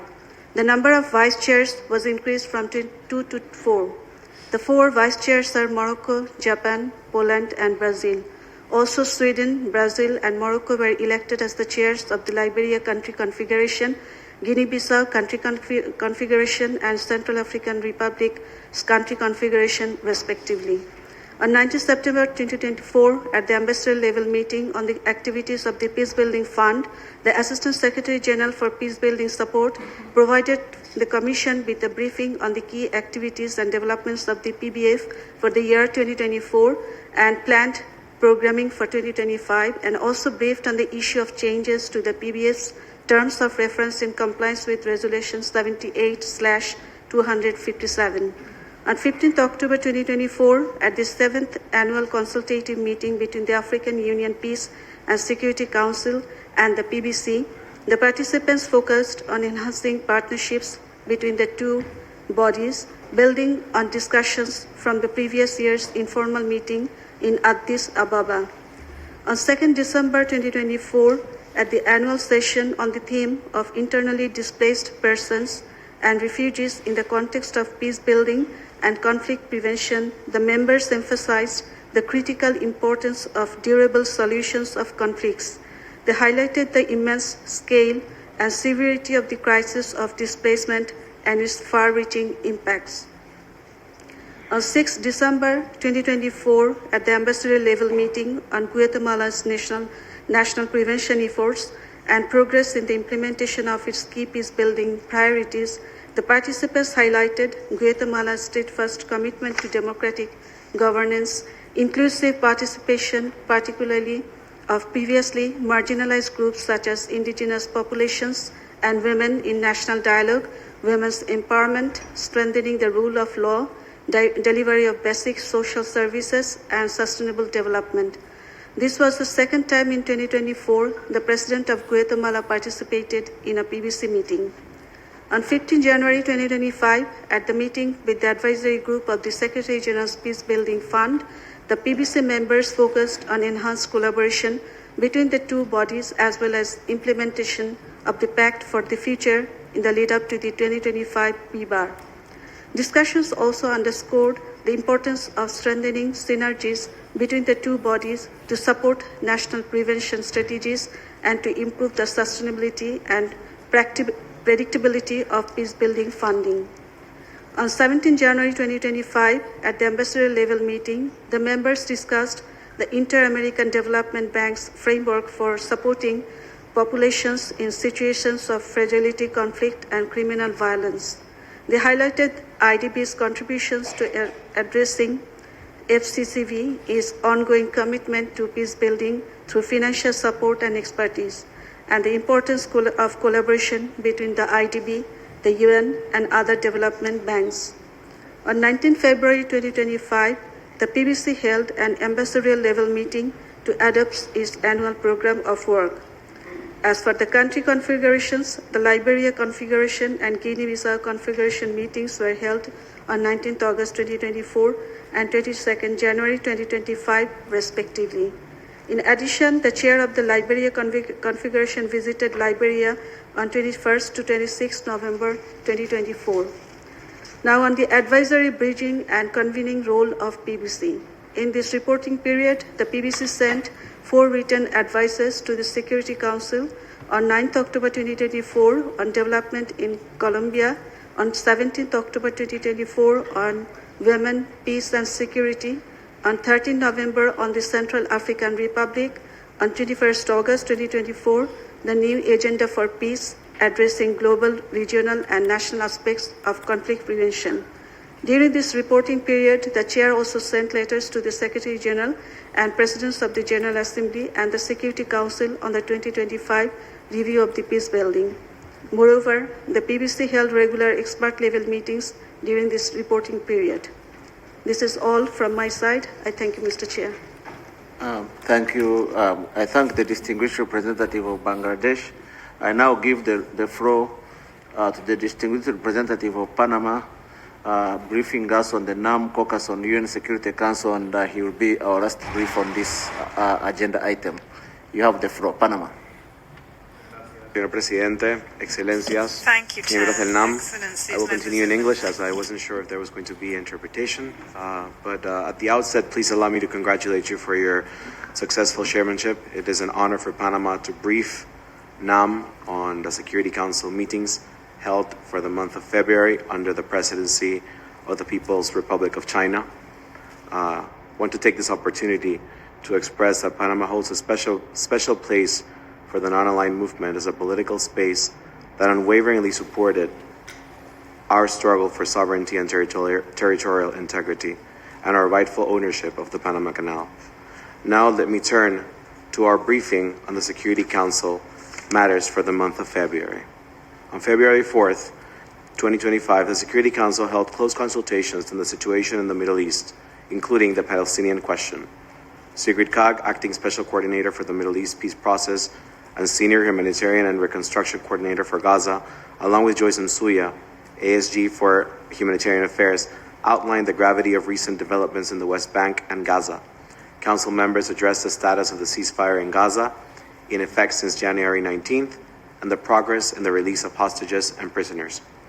On February 5th, the United Nations Security Council discussed the situation in South Sudan and the role of the UN mission in South Sudan, UNMISS, briefed by SRSG Nicholas Haysom, Major General Charles Tai Gitwai, RJMEC Interim Chairperson, and Mr. Edmund Yakani, Executive Director of Community Empowerment for Progress Organization, CEPO. The meeting highlighted the progress and challenges in South Sudan's political transition and peace agreement implementation, along with concerns over human rights and economic issues. While most countries expressed support for UNMISS, there were concerns about the lack of full peace agreement implementation. The South Sudanese government acknowledged these issues, expressing commitment to peace and emphasizing efforts towards elections and constitutional drafting. On February 6th, the Council held close consultations to discuss the progress of the United Nations Regional Center for Preventative Diplomacy for Central Asia. The Special Representative of the Secretary General and Head of UNRCCA, Kahaim Nadaze, briefed the members of the Council. After the meeting, a proposal for a draft press statement on UNRCCA was circulated by the Russian Federation. The proposal gathered comments from several Council members, but ultimately failed to reach a consensus. On February 10th, close consultations were convened by Algeria to discuss 2 different proposals for the same draft resolution that would renovate the mandate of the United Nations Assistance Mission in Afghanistan, UNAMA, in March. As presidency of the Council for the month of February, China merged both proposals, and the outcome for this resolution is being dealt by China and Denmark as presidents for the month of March. Currently, the content of the draft resolution is still being discussed. On 10 February, a briefing was held on the 20th report of the Secretary General on the threat posed by ISIL, Daesh, to international peace and security and the range of United Nations efforts in support of member states in countering the threat. Briefers included Mr. Vladimir Voronkov, USG of the Office of Counterterrorism, and Ms. Natalia German, Executive Director of the Counterterrorism Committee Executive Directorate. The discussion was based on the observations that the Secretary General compiled in his report, including the annex on the 35th report of the Analytical Support Sanctions Monitoring Team submitted pursuant to Resolution 2734/2024 concerning ISIL, Daesh, Al-Qaeda, and associated individuals and entities. On February 12th, the Security Council convened a meeting on the political and humanitarian situation in Syria, followed by close consultations. Secretary General Special Envoy Geir Pedersen briefed on recent developments in the country, highlighting the declaration issued on January 29th in Damascus, which announced the dissolution of the 2012 Constitution and the formation of a transitional government. Assistant Secretary General for Humanitarian Affairs, Joyce Msuya, raised concerns over the impact of hostilities in northern and northeastern Syria and the displacement of thousands of people. Security Council members highlighted the need for an inclusive and transparent political transition, the impact of security fragmentation, and the presence of external actors in the conflict. 13 February, the monthly report on the situation in Red Sea, Yemen, was presented in the presence of the Special Envoy Hans Grunberg and the Undersecretary General for Humanitarian Affairs and Emergency Relief Coordinator Tom Fletcher. Main topic of the meeting was continued arbitrary detention of the United Nations personnel by the Houthi rebel group and the death of one of them, which was condemned and rejected by the entire Council. Council members expressed their condemnation and called for the immediate and unconditional release of all other United Nations personnel, NGO, and diplomatic missions. Close consultations were then conducted, during which the United Kingdom presented a draft press statement expressing the Council's condemnation and calling for the immediate and unconditional release of all United Nations personnel, which was adopted on the same day. A briefing convened by the Russian Federation took place in reference to the 10th anniversary on February 17th of the adoption by the Security Council Resolution 2202, which adopted the package of measures for the implementation of the Minsk Agreement. This session was briefed by the Assistant Secretary General for Europe, Central Asia, and the Americas, Miroslav Yencha, and the English musician Roger Waters, co-founder of Pink Floyd. On February 17th, same day, the UN Security Council voted to extend the mandate of the panel of experts on Sudan until February 2026. The panel monitors Sudan's sanctions, focusing on security, human rights, and compliance. The vote saw broad support, 13 votes in favor, with the abstentions of Russia and China. Disagreement arose over the time frame of the mandate, which suggests that discussions about the mandate alignment will continue in future meetings, especially in September 2025 during the Sanctions Committee negotiations.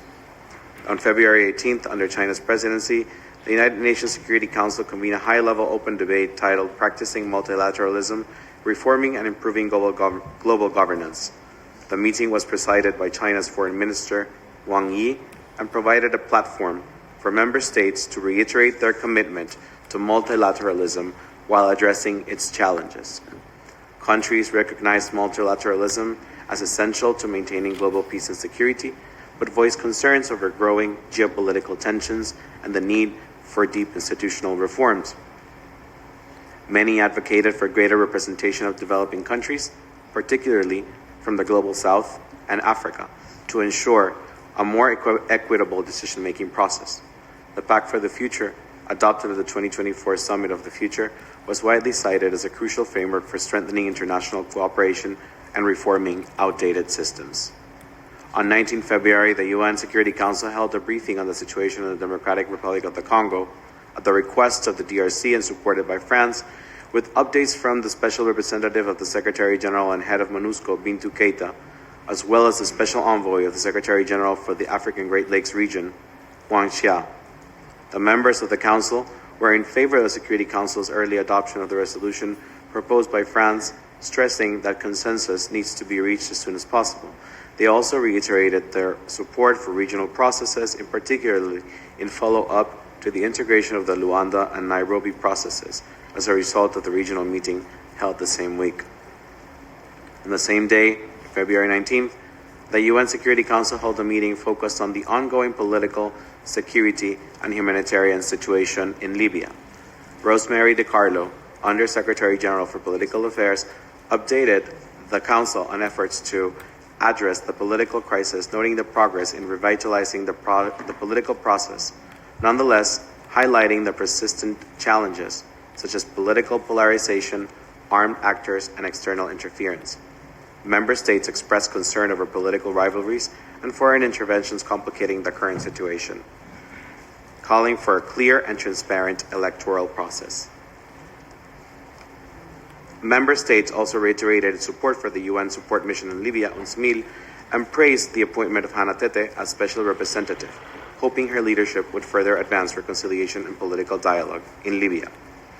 On February 20th, the United Nations Security Council convened a briefing on the situation in the Central African Republic, featuring updates from Valentina Rugwabiza, Special Representative of the Secretary General and head of the United Nations Multidimensional Integrated Stabilization Mission in the Central African Republic, MINUSCA, as well as a presentation by Portia Dea Abazene, President of the Federation of Businesswomen of the Central African Republic. The Special Representative highlighted progress towards the 2025 elections, noting improved security across much of the country.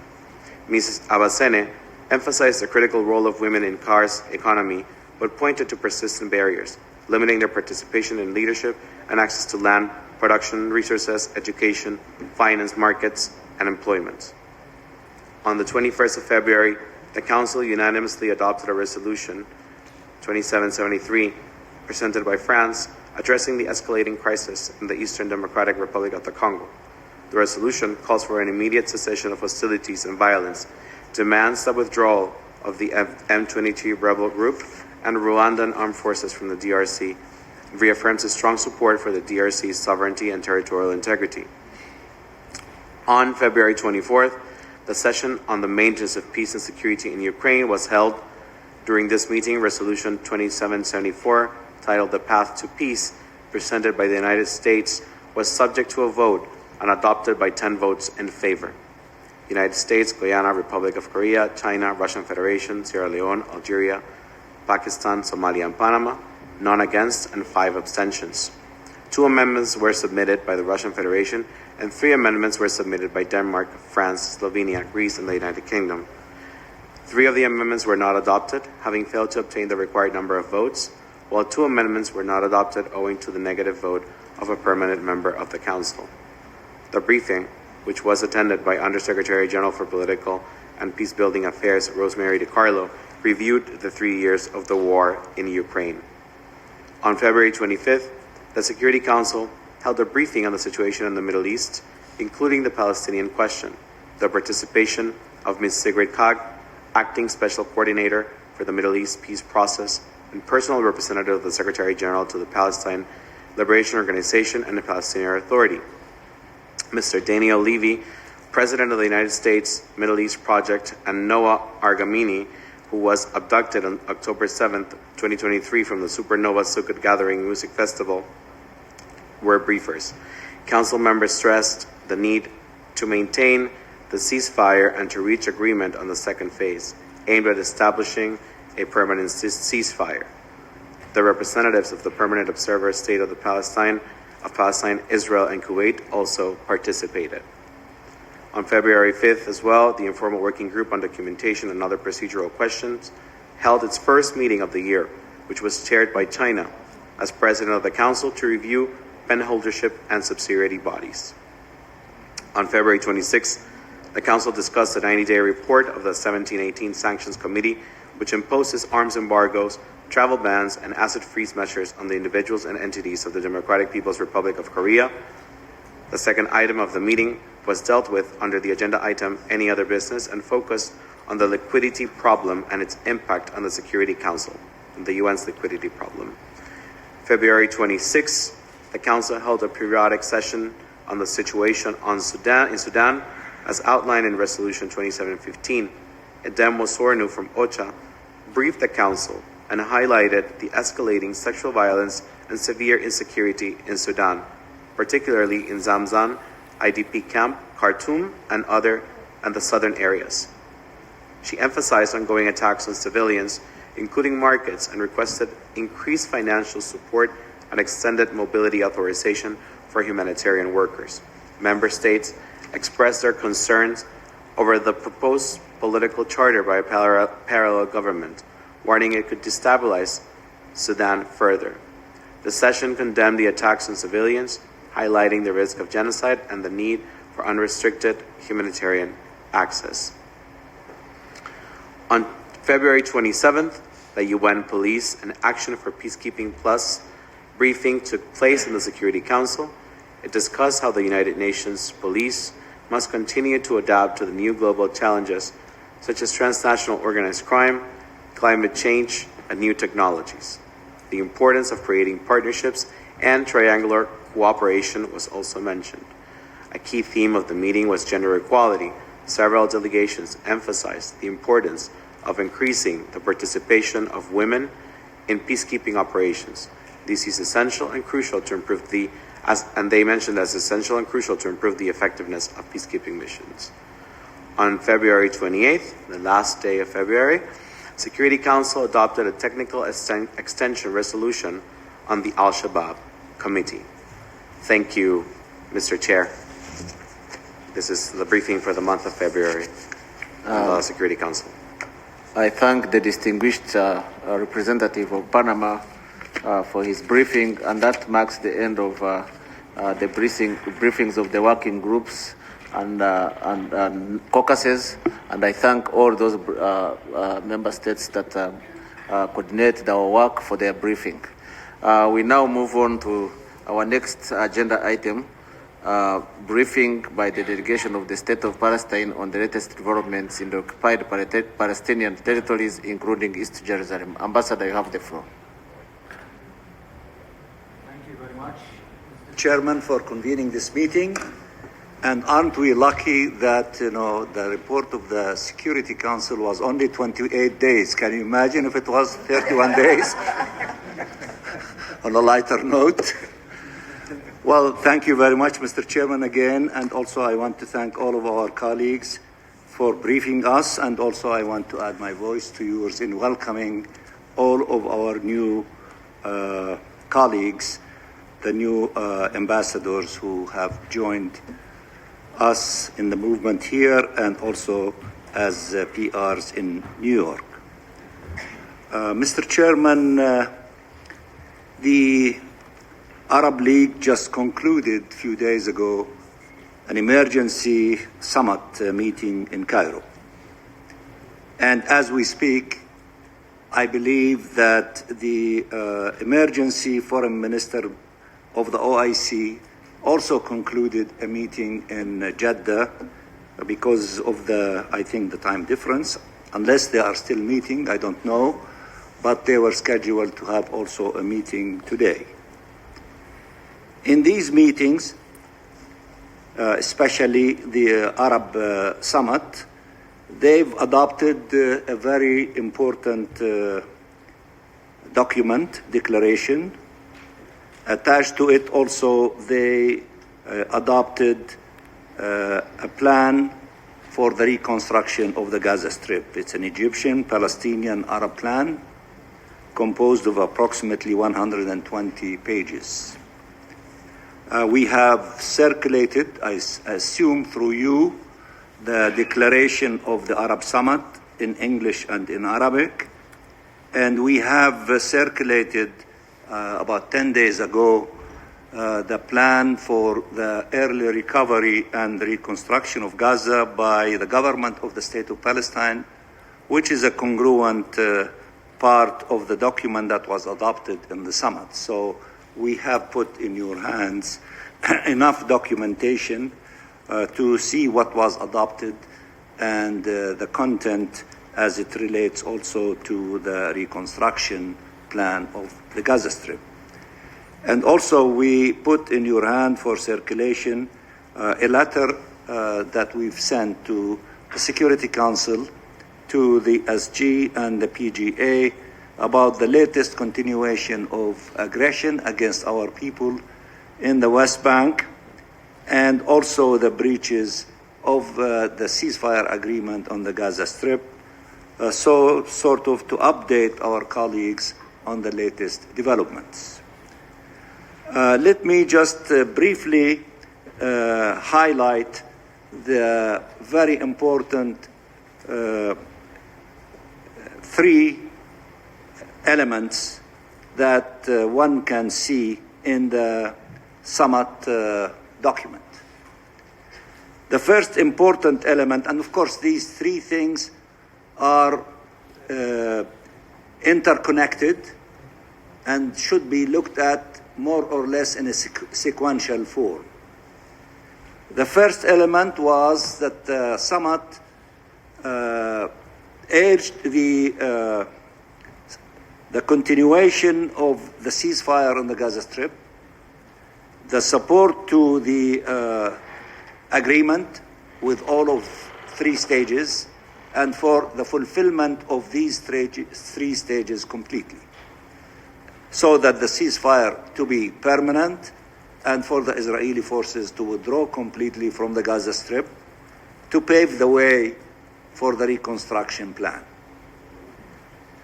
And also in the ceasefire agreement, there is another component that is extremely important, is to continue having the humanitarian assistance for our people in all parts of the Gaza Strip, which is also more urgently now during the holy month of Ramadan. You do not kill people by guns and shift to try to kill them through starvation in the month of Ramadan or in any other period of time. So therefore, the first element that the summit concentrated on is the ceasefire to continue being in place, to become a permanent ceasefire, and to move into the second stage of the agreement and to complete all three stages of the agreement. Of course, in that connection, you know that there was a development that emerged about a week ago in which it was suggested that the Palestinian people to be removed from the Gaza Strip because Gaza is uninhabitable and therefore they need to leave it, and then it needs to become something else. I think that the words that were characterized what the ambition is to make it the new Rivera in the Middle East. Of course, our people returned in a span of 2 days, 2 hours each day, from the south of Gaza to the north, about 500,000 of them walking. So it's obvious what the choice of the Palestinian people is, and it should be respected, and that's what was endorsed in the Arab Summit in this, the first element that is needed, which is the sustainability of the ceasefire, the humanitarian assistance, and the people to remain in the Gaza Strip to prepare us for stage number 2, which is the reconstruction of Gaza. In the plan of the reconstruction of Gaza, it has 3 phases. The first phase, 6 months, early recovery, meaning cleaning the roads, repairing hospitals, schools, selecting sites for temporary housing, allowing for large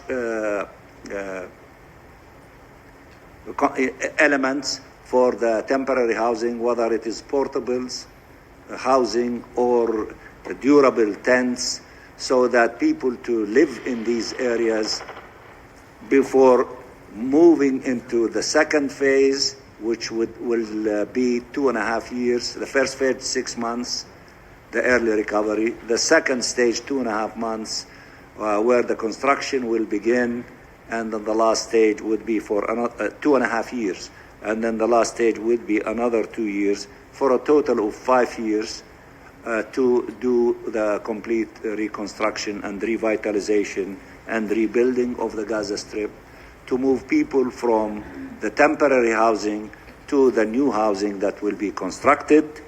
And of course, this would require about $53 billion. And those who came to this conclusion, not only the government of the State of Palestine, not only Egypt and the Arabs, but also the World Bank, the UNDP and UN agencies and the UN system as a whole. In this connection, the Arab Summit agreed on calling for a high-level meeting organized by Egypt, the State of Palestine, and the United Nations soon for a pledging conference for the money needed for the reconstruction plan. And this will take us to the third element in the summit, which is if we want to do all these things, we need to make sure that we do not go back to war in 2 or 3 years or whatever period of time. We need a political horizon. We need to implement the two-state solution. And in this connection, there is, as you are aware, by a mandate from the General Assembly, a preparation that are underway under the leadership or the co-chairmanship of Saudi Arabia and France for the convening of the international conference for the implementation of the two-state solution in June in the General Assembly in New York. So these are like the summation of what the Arab Summit adopted, which I also expect that the ministerial meeting of the OIC will be adopting tonight in Jeddah. And in this connection, I will put in your hand, Mr. Chairman, that also NAM, which is a key force in supporting the inalienable rights of the Palestinian people and defending them. I know that there will be a midterm ministerial meeting in August, as you suggested, but it might be a useful thing to ask for an emergency meeting for the Ministerial Committee on Palestine by Uganda, by NAM, so that it joins and complements the other key forces that are very much involved in the implementation of this plan, that is the Ministerial Committee on Palestine of NAM, to convene as quickly as possible. And let me also add in this connection that there is a scheduled meeting, ministerial meeting of the OIC in June in Istanbul, but I think it would be very appropriate for NAM to have this ministerial meeting, emergency meeting, as quickly as possible, so that the third pillar of in the international arena of supporting the rights of the Palestinian people, which is NAM, to at least have that emergency meeting of the Ministerial Committee on Palestine. This is briefly, Mr. Chairman, is the content of the Arab League Summit. We are grateful that the Secretary General of the United Nations was there and gave a very important statement, and I believe that the UN will be a very key component of the emergency conference that will take place in Egypt soon for the reconstruction. My understanding, at least 100 countries expressed readiness and willingness to participate in that meeting.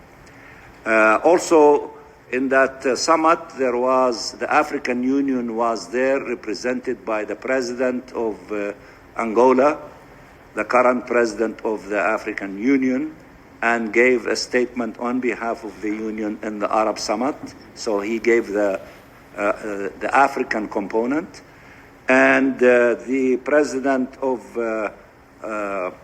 Portugal, on behalf of the European Union, was there also and gave a speech on behalf of the European Union, endorsing the sentiment and the essence of the Arab summit, so that all these things were there, and others who have participated in that summit. So although it was an Arab summit, but in reality it was larger than that through the participation of the individuals and others that I have referred to. So this is where we are. We have so many challenges ahead of us. The environment, we all know it, is a very difficult time that we are going through, but we need you now more than ever in order really to continue rallying around the attainment of the inalienable rights of the Palestinian people, which requires the permanent ceasefire, which require humanitarian assistance, which require to allow the Palestinian people to stay in their homeland, which requires to stop the aggression against us on the West Bank, which require the rallying around the reconstruction plan and contributing to it, which requires the endorsement of the plan to implement the two-state solution. And in this connection, this conference in June, it's not going to be an ordinary one. It is not meeting and is reciting statements and business as usual. We urge and ask each and every one of you to commit in advance to practical things that you will do in order to contribute to putting an end to this illegal occupation as quickly as possible, as articulated by the ICJ and as was agreed to in a resolution in the General Assembly, in which we said that this illegal occupation has to be terminated in 1 year to allow for the two-state solution to become a reality. So therefore, those who can declare now, ahead of time, those who have not recognized the state of Palestine, recognize it now as an investment in peace and saving the two-state solution. Those who are sending weapons to Israel, declare now, you will not do it to give them weapons to kill the Palestinian children and women and civilians. Those who have, relationships with settlements which are illegal, or settlers or who are carrying weapons to terrorize our people in the West Bank, make declarations, take policy positions of not allowing relationship with these illegal things, not to give visas for settlers, not to allow them to come to your countries. I'm just giving small examples of some of the practical things that need to be done. Those who want to undertake sanctions, do it. Those who want to participate in the international courts, whether it's ICC or ICJ, in the things that they are doing in order to increase the squeeze on this illegal occupation in order to shorten its life, to take these steps. And we will be in close consultation with you, and we will keep briefing you as we move forward as to the developments of what happened in all these fronts. If there are any questions or remarks from my colleagues, I'll be more than happy to respond to them. And I thank you very much, Mr. Chairman. And since we meet for the first time in the holy month of Ramadan, Ramadan Mubarak to all of you. I thank the distinguished Ambassador of the State of Palestine for his detailed briefing. I think, colleagues, we really are up to date, and there is a lot of going on regarding Palestine. And I'll ask to meet you so that we can really carve the role of the movement in all this going on. And I think the Ministerial Committee on Palestine ministerial meeting would be key. But thank you very much. And I think until Palestine is free, we have to continue working hard to support international law. We now move on to our next agenda item, which is other matters. We got a request from the permanent mission of the Republic of Belarus for a briefing. The ambassador was supposed to be with us, but I'm told he's not around. The DPR maybe will do the briefing. You have the floor, Belarus. Or maybe before that, Palestine.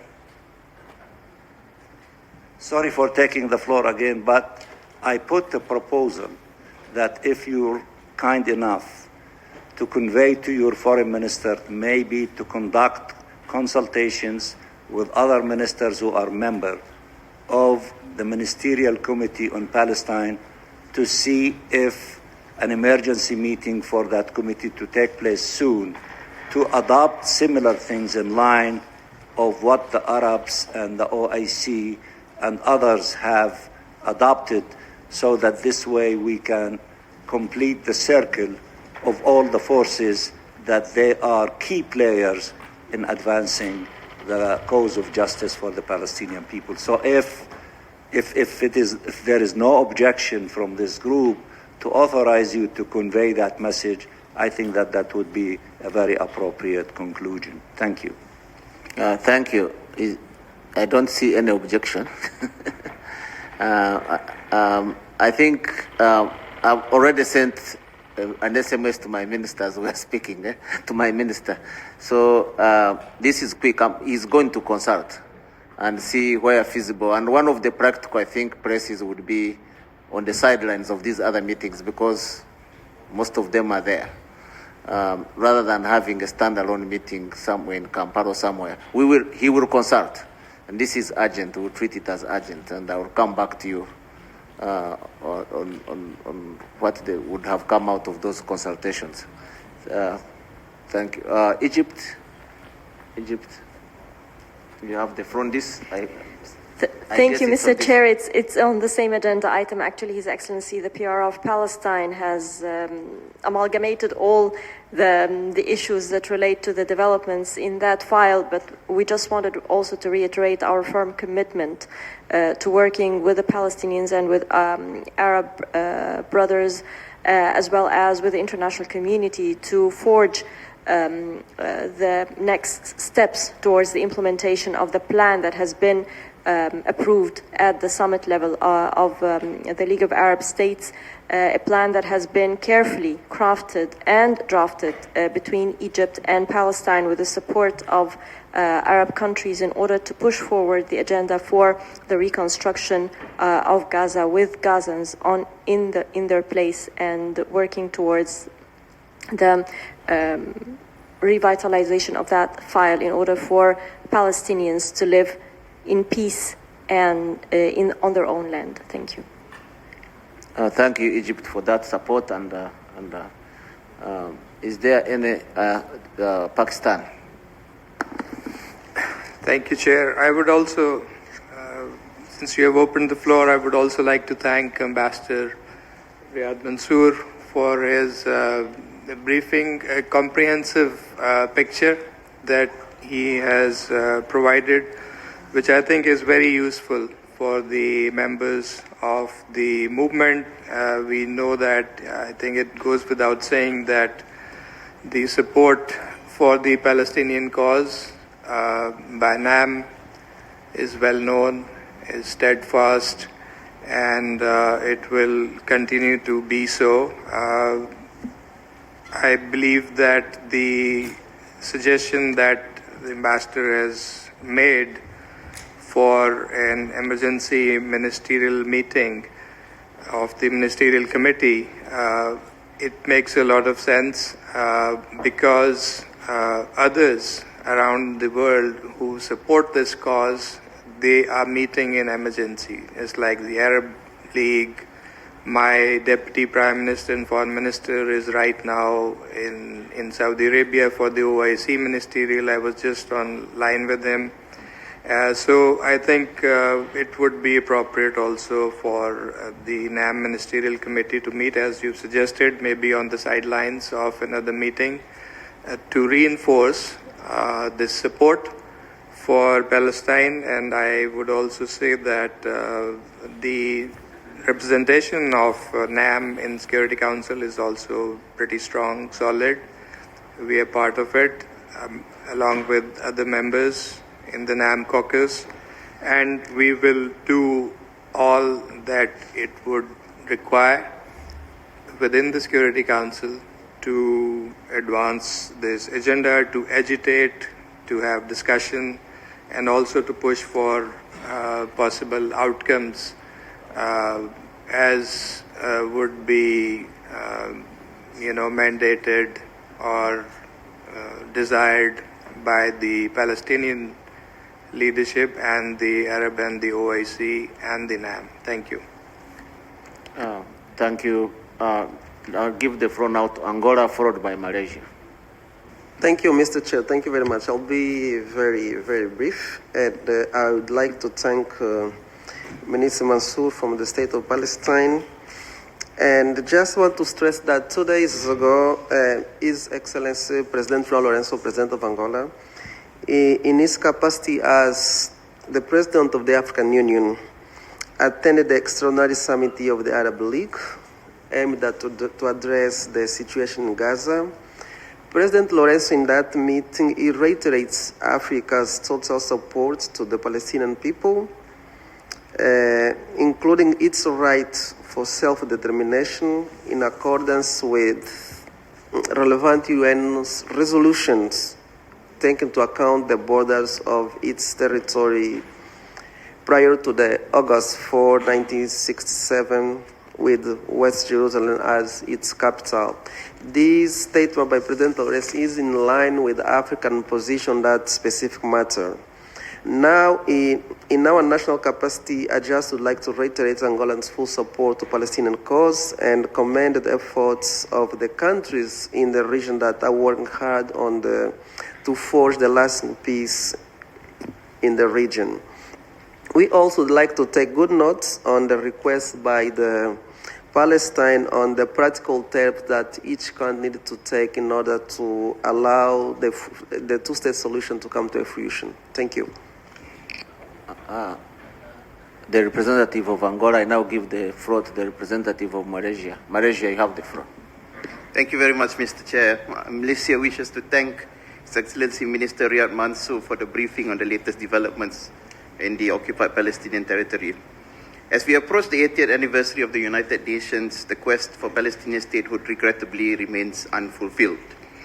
Israel's brutal onslaught, launched in October 2023, has painfully demonstrated the extent of injustice and suffering long endured by the people of Palestine. After 15 months of unrelenting assault, the ceasefire that entered into force on 19 January 2025 provided a moment of reprieve to Palestinians in Gaza. Unfortunately, Israel, true to its nature, is reneging on the ceasefire by refusing to engage in negotiations of the second phase. Additionally, it has decided to block entry of humanitarian aid into Gaza since early this week. It is vital that the second phase of the ceasefire, which includes the withdrawal of Israeli forces from the Gaza Strip, be negotiated and implemented without further delay. The situation in the West Bank is also of grave concern, as Israel continues to systematically destroy Palestinian homes and expand its illegal settlements. Earlier today, Israeli forces stormed the Al-Nasr Mosque in Nablus, set it on fire, and prevented municipal firefighters from extinguishing the blaze. This is a repulsive act that must not be condoned and instead be met with our unequivocal condemnation. It is imperative that Israel stops its egregious violations of international law. It is also of utmost importance that we reject Israel's efforts to eviscerate vital UN organs such as UNRWA. In addition to stemming the immediate bloodshed, a comprehensive, just and sustainable peace must be built. The illegal Israeli occupation must end, for only then can a sovereign and independent Palestinian state be realized. The non-aligned movement has been a staunch advocate of the Palestinian cause. As such, the movement must remain steadfast in its call for basic tenets of justice and humanity to be upheld, both in Gaza and the West Bank. We take this opportunity to call on member states of the movement that have not formally recognized Palestine's statehood to do so without further delay. In conclusion, Mr. Chair, we reaffirm our unwavering commitment and support towards the question of Palestine and will support in any way possible. Thank you. I thank the distinguished representative of Malaysia. Now we move on to other matters. Belarus, you have the floor.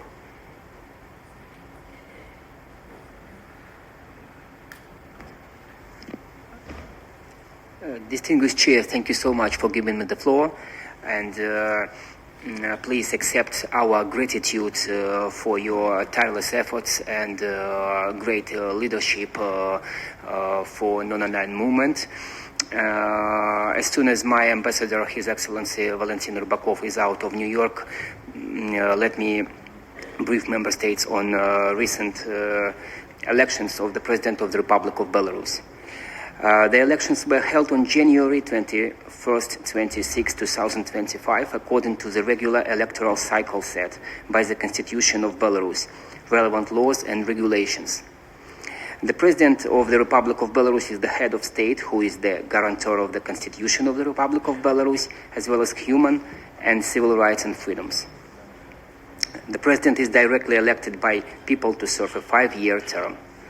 According to the Constitution, the President embodies the unity of people, guarantees the implementation of the domestic and foreign policy guidelines, represents the Republic of Belarus in relations with other states and international organizations.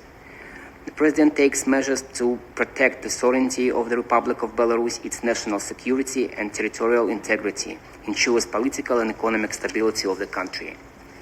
On February 3rd, 2025, the Central Election Commission of Belarus endorsed the presidential election results. The total number of votes nationwide amounted to almost 7 million. His Excellency Alexander Lukashenko was elected President of the Republic of Belarus with a total of 5,136,293 votes. This is more than half of citizens of Belarus who took part in the voting. He was among 5 competing candidates for the presidency. The election campaign was held in the full compliance with the principles of openness, transparency, and in accordance with the legislation of the Republic of Belarus. A wide range of both national and foreign observers participated in the process. The election was widely covered in the media, including the official website, social networks, and messengers of the Central Election Commission. All sections of the CEC were broadcast live on its official website. Statistical, methodological, and other latest information was also posted there. The presidential campaign was monitored by more than 44,000 national and almost 500 foreign international observers from 52 countries, including the Election Observation Mission of the Commonwealth of Independent States, the Election Observation Mission of the Shanghai Cooperation Organization, observers from the Pan-African Parliament, the Ministry of Foreign Affairs of the People's Republic of China, representatives of central election authorities of 17 foreign states, as well as experts in the field of electoral law. The Central Election Commission of Belarus accredited observers from 17 countries of Europe, 15 countries of Asia, 9 CIS countries, 7 countries of Africa, 4 countries of the American continent. More than 800 representatives of the media, including more than 300 journalists from foreign media representing the countries of Europe, Asia, Latin and North America, and in the Middle East, were accredited with the CEC's Information Center. A special supervisory board was established to monitor the observance of the procedure and rules of election campaign in the media. The supervisory board included experts in the field of editorial and publishing policies and mass media, who were recommended both by the Information Ministry of Belarus and public associations of journalists. People of Belarus made their sovereign and transparent choice during the elections campaign with a clear view towards strengthening the sovereignty, independence, and progressive and peaceful development of our country. And thank you for your attention. I thank the distinguished representative of Belarus. I now give the floor to Venezuela. You have the floor. Muchas gracias, señor presidente. Primeramente, permítame agradecerle a usted por la convocatoria de esta reunión de nuestro Buró de Coordinación del MNOAL y reconocer igualmente el liderazgo suyo a título personal, así como el de su delegación al frente de las labores de nuestro movimiento desde que asumieron la presidencia en la histórica cumbre de Kampala. Quisiera igualmente agradecer a los coordinadores de los distintos grupos de trabajo del MNOAL por sus valiosos informes y por todos los esfuerzos de coordinación para mantener visible todas nuestras posiciones y avanzar los intereses del sur global. En relación al tema que nos ocupa, anticipa, señor presidente, la República Bolivariana de Venezuela felicita al pueblo y gobierno de la República de Belarus por la masiva participación ciudadana en las elecciones presidenciales del pasado 26 de enero, en las cuales el ente electoral de mi país participó como observador, y en elecciones que registraron una destacada participación del 85,70%. Este ejercicio democrático representa una muestra del compromiso del pueblo belaruso con la paz, la estabilidad y su soberanía. Asimismo, Venezuela extiende sus más sinceras felicitaciones al presidente Alexander Lukashenko por su reelección con el respaldo del 86,82% de los votos, que refleja la confianza de la población en su liderazgo para guiar al país durante el periodo 2025-2030. Venezuela reafirma su amistad y hermandad con Belarus, países unidos por los valores compartidos de respeto mutuo, soberanía e independencia, y expresa la voluntad de continuar fortaleciendo la cooperación bilateral en beneficio de ambos pueblos. Por otra parte, señor presidente, y en relación a la presentación realizada por el embajador Mansour, quisiera apoyar desde la República Bolivariana de Venezuela la propuesta planteada sobre la convocatoria de una reunión del Comité Ministerial del MNOAL sobre Palestina para abordar todos estos urgentes asuntos, y ratifico la plena solidaridad de mi país para con esta justa causa. Muchas gracias, señor presidente. I thank the distinguished representative of Venezuela. I give the floor to the distinguished representative of Nicaragua. Muchas gracias, señor presidente. Nuestro agradecimiento también a los coordinadores de nuestro movimiento por la información brindada y a su excelencia el ministro Riyad Mansour por siempre informar a nuestro movimiento. Reiteramos nuestra inquebrantable solidaridad con Palestina. Agradecemos al distinguido representante permanente alterno de Belarus por la importante información sobre la exitosa campaña electoral en su país durante enero de 2025. Nuestros copresidentes, comandante Daniel Ortega Saavedra y compañera Rosario Murillo, reconocieron y felicitaron al compañero Alexander Lukashenko por su histórico triunfo que le confirmó como presidente de la República de Belarus. Como pueblos y gobiernos hermanos que defendemos nuestro derecho de construir nuestro propio destino, sin injerencias ni imposiciones externas, reconocemos la valentía del pueblo y gobierno de Belarus en la lucha por un mundo multipolar donde prevalezca el diálogo respetuoso, la cooperación sin condiciones y la defensa irrestricta del derecho internacional. Su historia de resistencia contra el fascismo, su compromiso con la estabilidad regional y su firmeza ante las amenazas neocoloniales son faros que iluminan el camino hacia un orden global más justo y policéntrico. Nos sentimos contentos, orgullosos y honrados de nuestra cercana, fraternal y revolucionaria relación bilateral, la cual se fortalece cada vez más, confiados en que seguiremos tejiendo alianzas basadas en la verdad, la reciprocidad y la defensa de nuestra identidad. Muchas gracias, señor presidente. I thank the distinguished representative of Nicaragua. I now give the floor to the distinguished representative of the Iran Islamic Republic. Thank you very much, Chair, for giving me the floor again under this agenda item. I would like to thank my colleague, the DPR of Belarus, for keeping us updated. Iran has consistently emphasized the importance of respecting national sovereignty and territorial integrity, advocating for non-interference in the internal affairs of other nations. This principle aligns with international law and the United Nations Charter, reinforcing the idea that each country has the right to determine its own political, economic, and social path without external intervention. I congratulate the Belarus and sincerely wish great success and prosperity for the government and people of Belarus as well. Thank you very much. I thank the distinguished representative of Iran. Is there any other delegation that would like to take the floor on this agenda item or any other business? I see no other delegation wishing to take the floor. I declare this meeting closed. And enjoy your weekend.